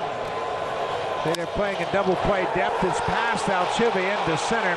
Robles stops at third, and then the bobble by Marisnick. He comes in to score. So that should be an air charge to the center fielder. 1 RBI credited to Eaton on that ball, and yes, an error hung on Marisnick in center. And now Anthony Rendon with a chance to drop the dagger. 6-2 Washington. The Nationals were completely silent through the first 6 innings of this game. They got 3 in the 7th, 1 in the 8th, and now 2 more in the 9th. We had talked about the confidence of this Nationals ball club, and everybody was anxious to write them off. And they came in here 1-2 and beat Cole and Verlander. And then everybody said, well, yeah, Houston swept them in the 3 games in Washington, but boy, they came right back. Strasburg gave them a terrific effort in last night's game. 8 1/3. Kept their hopes alive. Scoreboard guys reluctant to hang that 6th run. I mean, he's back there saying, no, I don't want to do it. Say it isn't so. It's the same thing that happened in game 2. Come on, you didn't lose the 6. There we go. Tell me you misplaced the 6. In game 2, the Nationals scored 6 in the 7th, 3 in the 8th, and 1 in the 9th. Still only 1 out. And now it's 3 balls and a strike to Rendon. And this is unraveling quickly here for the Houston Astros. A team that was 60-21 during the regular season at home. On the verge of losing all 4 games here at home in this World Series. A franchise best and major league best 107 regular season wins. They've got the presumptive Rookie of the Year, Cy Young Award winner, and about a 50-50 coin flip for the MVP. There has never been a better regular season in franchise history. Taken to the brink by the Rays in the division series. They beat the Yankees in a 6-game ALCS. And they are down to their final 3 outs and trailing by 4 tonight.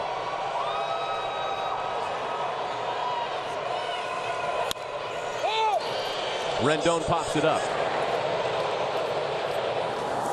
2 away.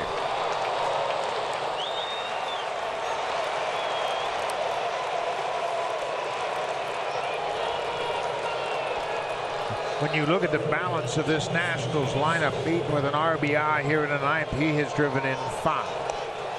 Rendon has driven in 8. Soto has driven in 7. Howie Kendrick with 2 more RBIs tonight and a big home run. Balance up and down the order. And a old-fashioned lineup with the number 2 hitter, a guy that can bunt, steal bases, and hit home runs. Runners at the corners now with 2 gone. And a 5th plate appearance tonight for Juan Soto. Juan Soto has had 2 terrific plate appearances late in this game. The RBI single, of course, in the 8th that came with 2 out. But we were both really impressed with the walk that came after the Rendon homer. Exercising great discipline, and he ended up setting the table in front of the Kendrick homer that flipped the lead. In a supercharged atmosphere where he represents the tying run, he was patient enough and confident enough to take ball 4.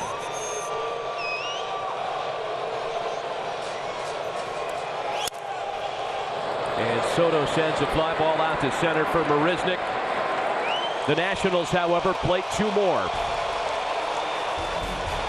The Washington Nationals are 3 outs away from their first ever World Series title.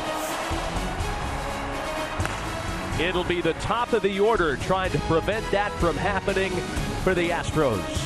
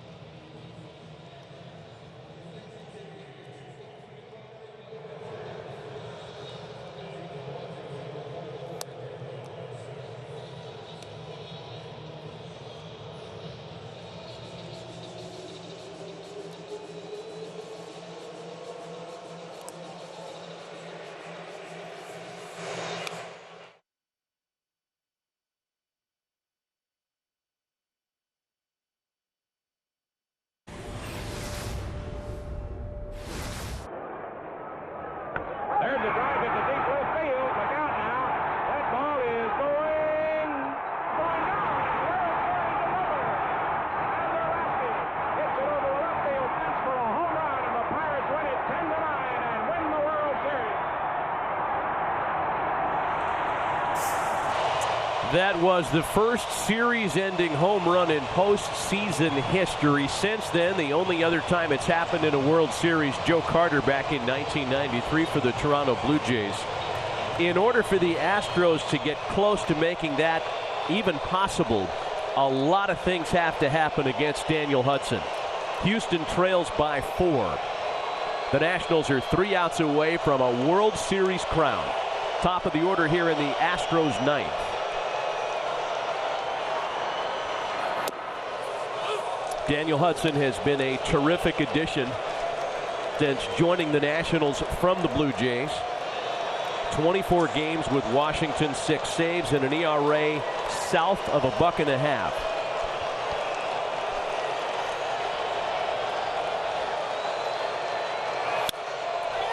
Springer pops it up.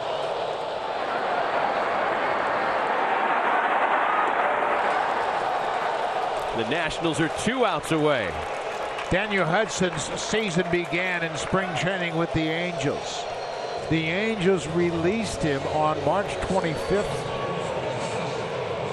They released him on the 22nd. He signed on the 25th with the Blue Jays. Then he was traded here to Washington on July 31st. His wife had their 3rd child during the postseason, and he was on the paternity list. He's had quite a season. Mike Rizzo made a prudent trade when he picked up Daniel Hudson and added him to this bullpen. Do you think Mike Rizzo would have dared to dream about a guy he acquired almost as an afterthought for an A-ball pitcher closing out a World Series on his behalf? Well, Rizzo's a baseball guy, and he understands the value of experience and having a guy that can throw 96 and then back into your bullpen like Hudson. 0-1 to Jose Altuve, a strike on the corner. It's 0-2. Hudson had a terrific first half of his season with the Blue Jays, and he did a great job. He wasn't closing, but he had a stretch where he stranded 22 of 23 inherited base runners, and he was really consistent. A swing and a miss, and the Nationals are 1 out away. And now they can start to taste it. Nobody was getting too excited until the second out of the inning.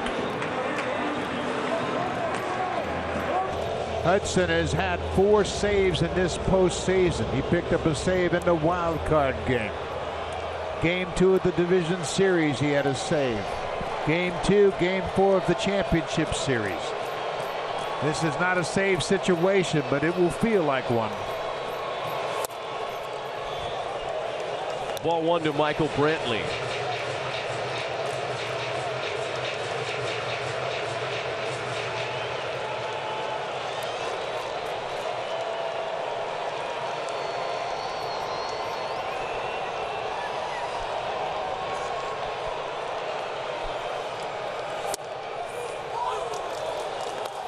A ball and a strike to Brantley. The oldest team in Major League Baseball.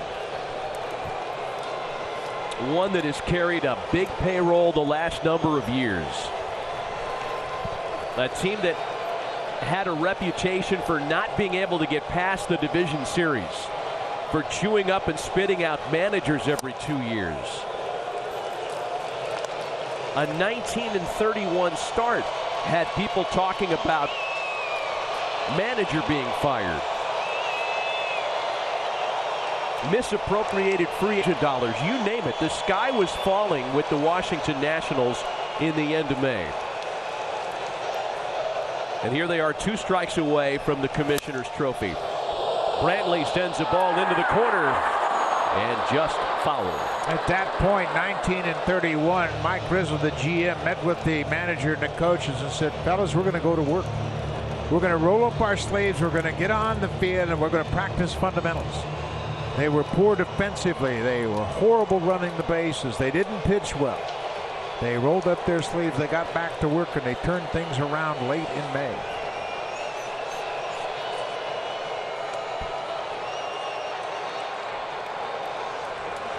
Guess who's going to be the first guy on the field if this ends right here?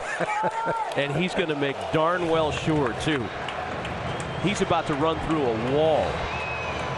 Now, you mentioned they're the oldest team in baseball, but they have one of the youngest budding superstars in their left fielder in Juan Soto. He will be a strong contender for Series MVP along with Steven Strasburg. And I wouldn't be surprised if there are co-MVPs. Well, Strasburg with 2 wins in the 7-game series and the biggest start of his career in Game 6. Pitched into the 9th inning in a day and age when starters go 6.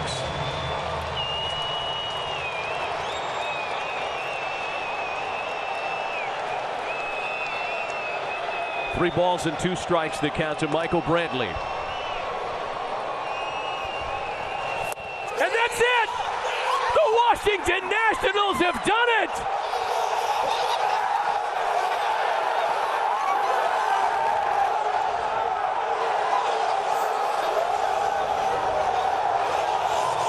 The Nationals have made Major League Baseball history. The only team to claim a World Series title by winning all 4 road games. 51 years after they were born as the Montreal Expos, the Washington Nationals are at the top of the baseball world.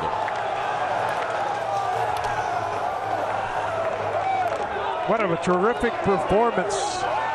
They got off to a great start here in games 1 and 2 against 2 of the best pitchers in baseball, Garrett Cole and Justin Verlander. They believed in themselves. They came back in the wild card game, scored 3 runs in the bottom of the 8th to win that game. Just so many good baseball players on this team and a front office full of baseball personnel.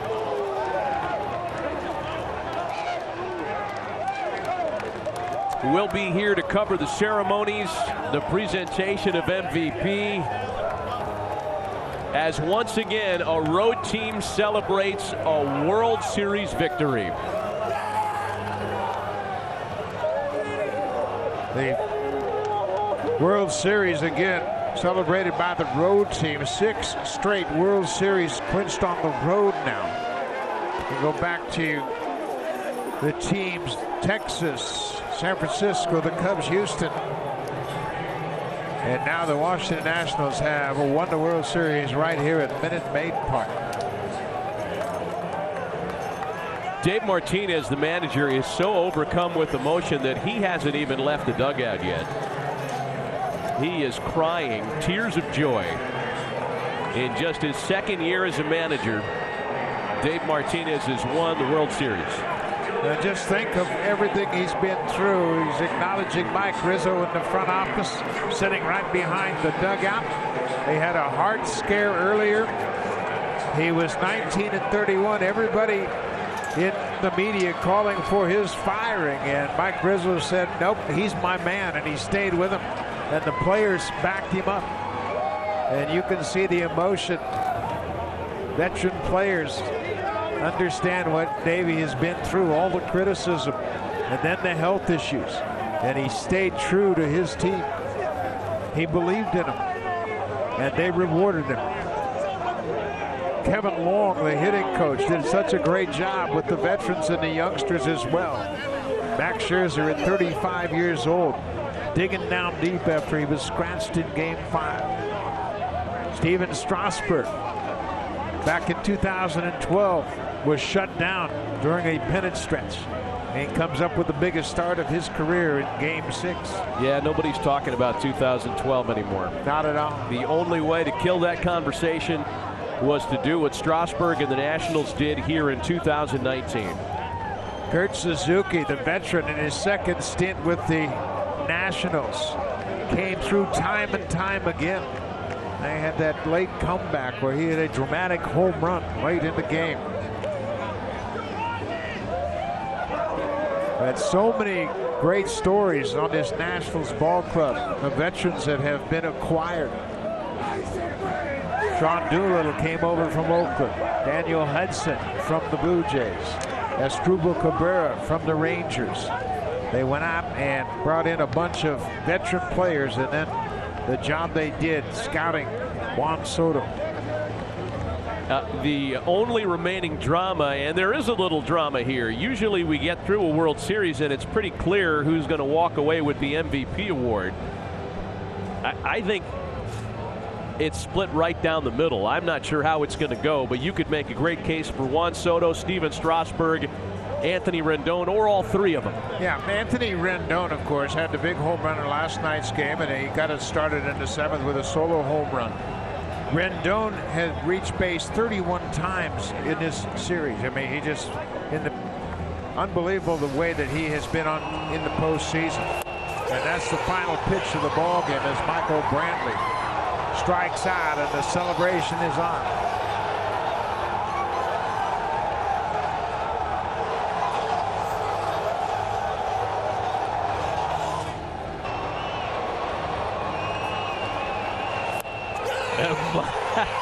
Mike Rizzo didn't crack a smile when the Nationals scored their 3 in the 7th, or their run in the 8th, or their 2 in the 9th. He was holding it all in until that very moment.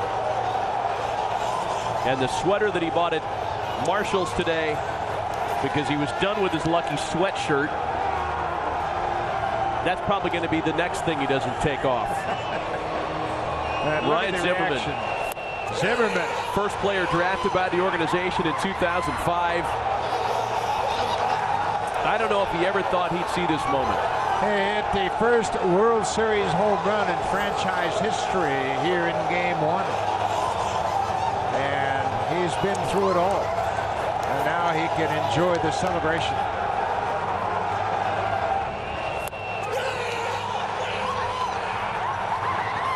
And a generational talent in left field who proved that the biggest stage is not too bright.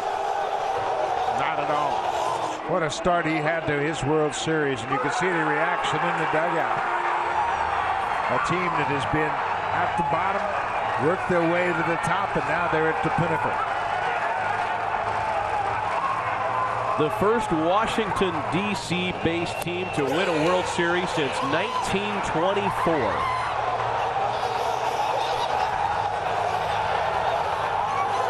Almost 100 years in the making.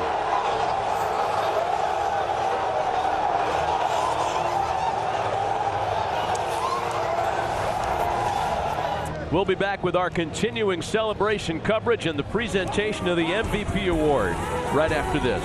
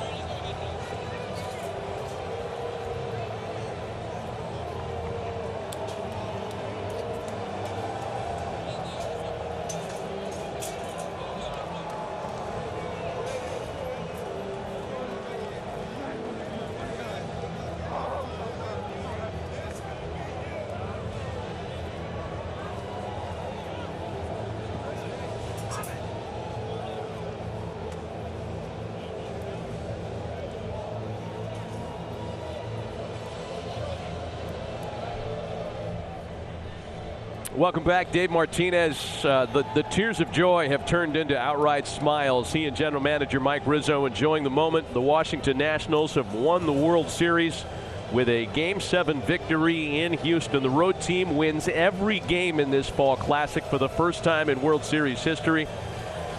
And the Nationals, in their 51st year, have taken home the biggest prize in the game. This is the scene in D.C. We're told that's a place called the Bullpen, adjacent to Nationals Park. What a celebration. And the Nationals, and you can imagine, you can see the celebration on the field, and the players and the managers, the GM. This team has been through so much. They were 19-31. People were ready to write them off. Then they made a late season surge, and Dave Martinez, with the continued support of his GM. You know, there were a lot of people that said when it looked like the Nationals were going to limp in, and that's kind of what they did with the wild card, even though they finished strong in September. A lot of people said at the time, the one team that nobody wants any part of in a postseason series is the Nationals. Because of their starting pitching. Because of their starting pitching. No question and, you about know, it. for all the teams that survive utilizing openers and kind of cobbling through innings, nothing substitutes the true starting stallion. Well, when you think about it, too, and they have so many baseball guys in their front office. They have 5 former general managers working for them. They have 5 former managers. They've got old school scouts. Bob Boone scouted the Yankees. Bob Schaefer, he scouted the Yankees. Dan Jennings, the former GM of the Marlins, he too is in the front office, and they've got baseball people throughout their organization that make these great baseball moves. And yeah, they're the oldest team in baseball, but they've got a nice mix of young players with Soto and Robles, and they have done a terrific job by winning this World Series. Max Scherzer guts out a win in Game 1, guts out 5 innings in Game 7.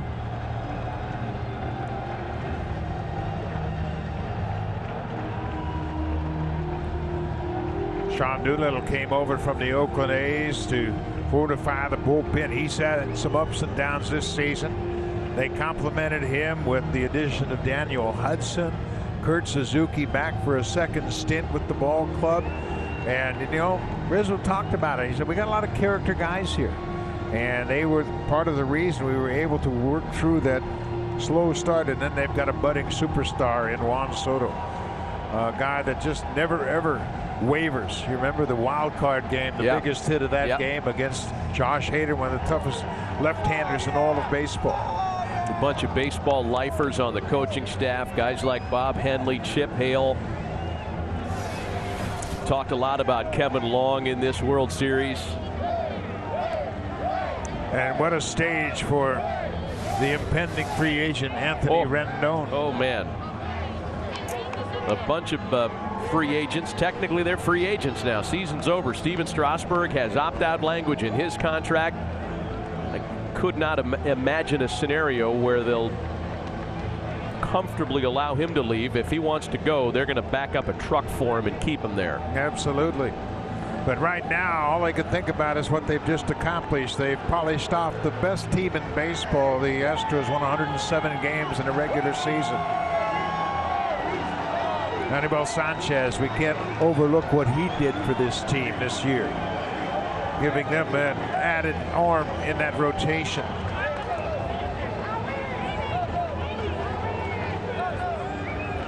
They made a pitching coach change late in May. Brought in Paul Menhard, who had been a long-time pitching coordinator in their organization. And some people say that he was the guy that helped Steven Strasburg smile and enjoy pitching this season. It's time for the presentation of the Commissioner's Trophy and the MVP Award. Let's send it down to the field. A sea of red. And for the first time in their franchise history, the Washington Nationals are World Series champions.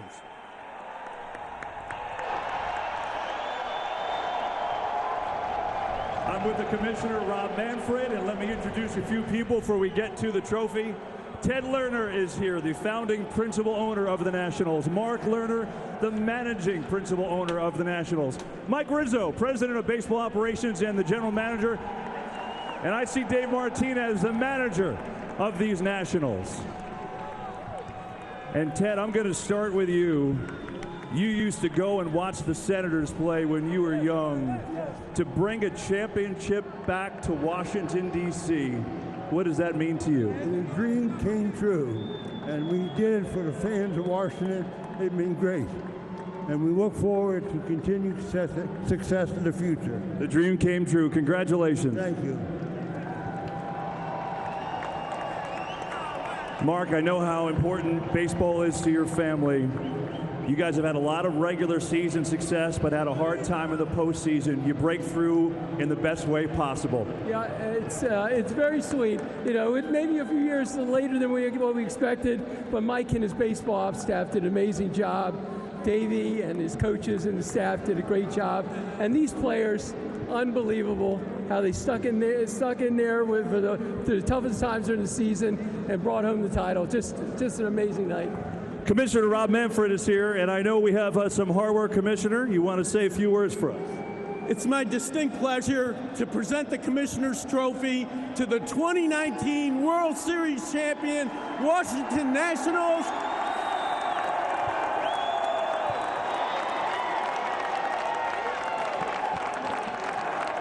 Ted and Mark, the Nationals had an unbelievable run through the postseason, a great victory here tonight. And on behalf of all of us at Major League Baseball, please accept our heartiest congratulations. Thank you, Commissioner. I think Mike Rizzo, Dave Martinez, you want to lift this thing up?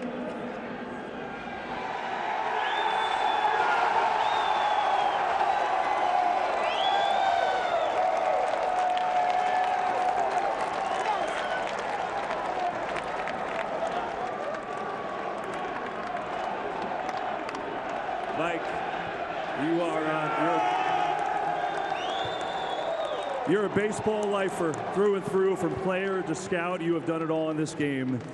I'm just curious what your emotions are right now. Well, they're running the gamut right now. For our 94-year-old owner, for my 90-year-old dad, special assistant to the GM, to all the scouts and player development people out there, and to the players who make it all happen. We're the world champs tonight.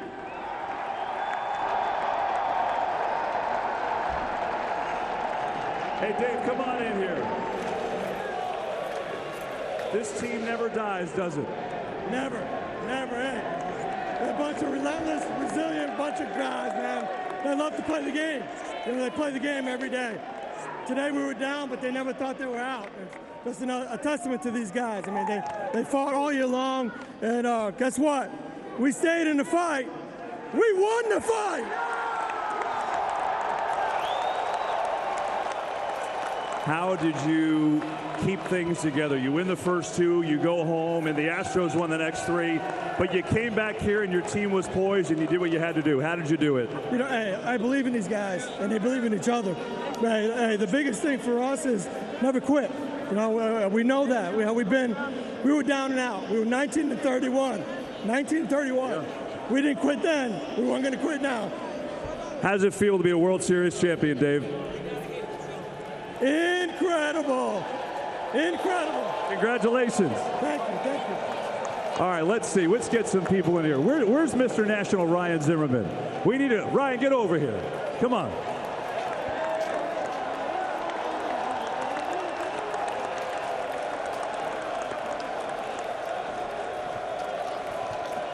I've known you for a long time. You were the first draft pick when this franchise moved from from Montreal to Washington. Tell me what is going through your mind right now. I'm just kind of soaking it in, man. I think what a group of guys. I think the way this game went is the way our whole season went. We never gave up, kept fighting. Couldn't be more proud of this group of guys. What a story. What a fun year, man. Baseball is, it's the greatest sport in the world, man. I can't even explain what I'm feeling right now. What a great thing for this city, for the fans. Thank you guys so much. I hope DC's ready for us to come home. I think they are. Congratulations, Ryan. Thanks, Kevin. All right, we've got more to do. The MVP presentation is next, but for a moment, let's go back upstairs. Joe?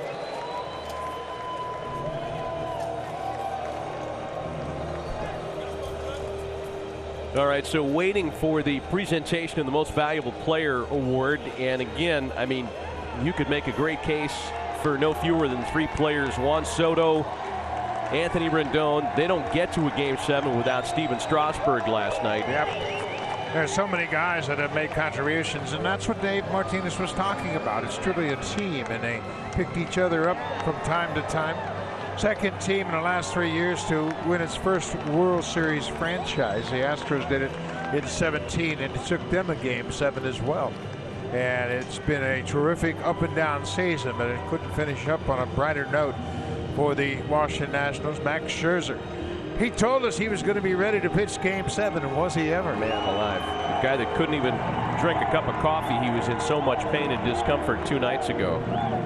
Sometimes you get a little hint as to who the MVP is going to be based on how they're shuffling around on the stage, but it's still unclear at this moment.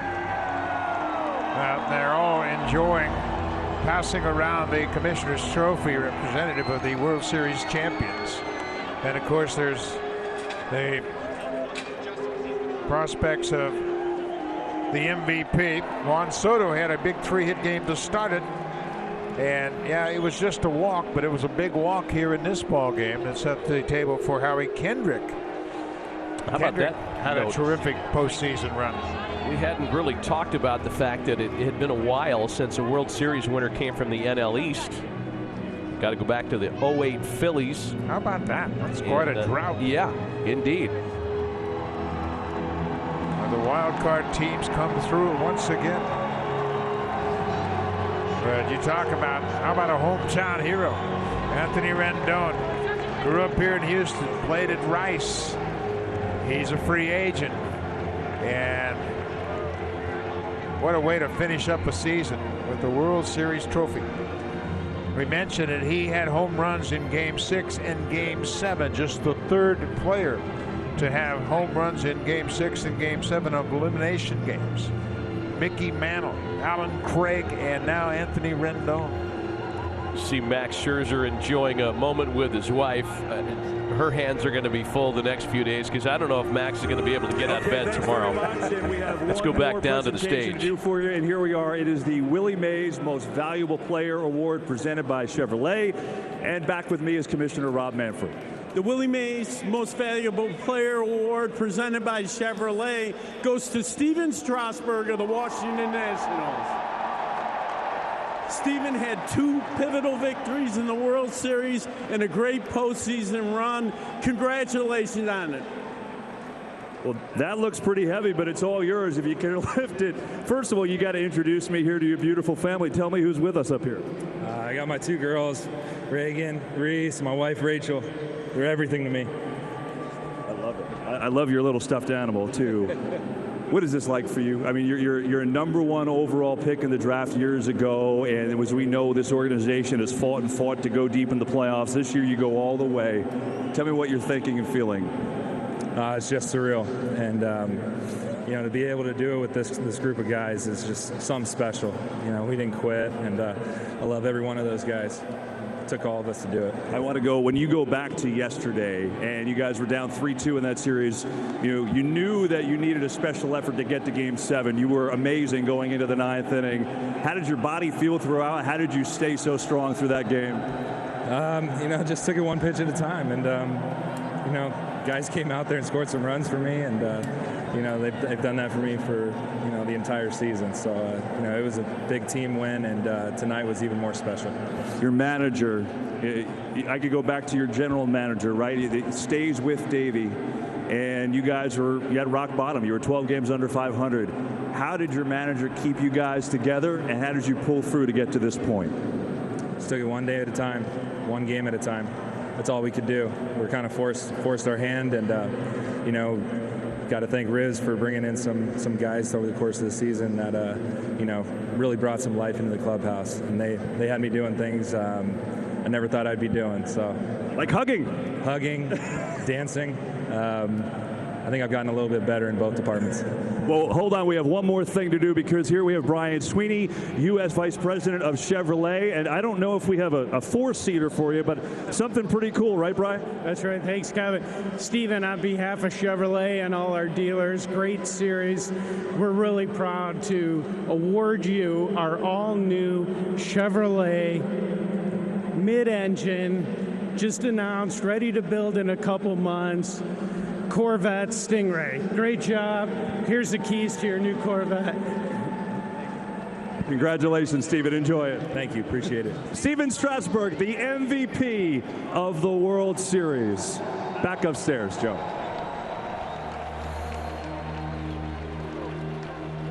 What a terrific World Series. It comes down to 7 games. Steven Strasburg named Series MVP for his 2 dominant starts. He was brilliant in Game 6, setting the stage for the Nationals tonight to claim Game 7 and become the only World Series winner to raise the Commissioner's Trophy by taking all 4 games on the road. Yeah, a remarkable team, and you heard all of the thoughts about where they came from. They were 19-31, and you know, everybody was talking about Cole and Verlander for the Astros, but the Nationals people said, hey, we've got 2 aces of our own, and boy, did they step up. Steven Strasburg did a terrific job to get this team off and running. Mike Rizzo deserves a lot of credit, and he leaned on a lot of his veteran front office people. He leaned on Jack McKeon when they were 19-31. He says, Jack, what do I do? He said, trust your manager, trust your coaches, and go back to playing baseball, and that's exactly what they did. Congratulations to the Washington Nationals, 2019 World Series champs. It's been our pleasure bringing you the sights and sounds of this 115th Fall Classic. It went to 7 games, and the Washington Nationals have earned their place in baseball history. For Buck Martinez and our entire crew, Matt Vasgersian saying good night from Minute Maid Park in Houston. Thanks for watching Major League Baseball International's special presentation of the 2019 World Series. We leave you with the sights and sounds of an unforgettable fall classic. Time never sleeps. All ready for game one. Keep one eye open. 1-0 pitch to Juan Soto, has hit a bunch into the opposite field, and this game is tied. Soto can hit anybody's fastball. Boy, did he go the other way. Broken bat base hit. It's going to deliver the Washington Nationals their first World Series lead. Oh, and I'm working on. Oh, and you're living on. Suzuki leans on a ball and sends it deep to left, up to the train tracks, and gone! Bregman knocks it down. He'll have no play. A run scores. That's going to be a tough play for Bregman. Throw to first is wild. Both runs score. But I came back from the dead. Fine play by Robles. Ain't no taking me down. Oh, and I'm Deep to left field, and that one's going to go 4-1 Houston. Something's got to give. Robinson Chirinos' second home run.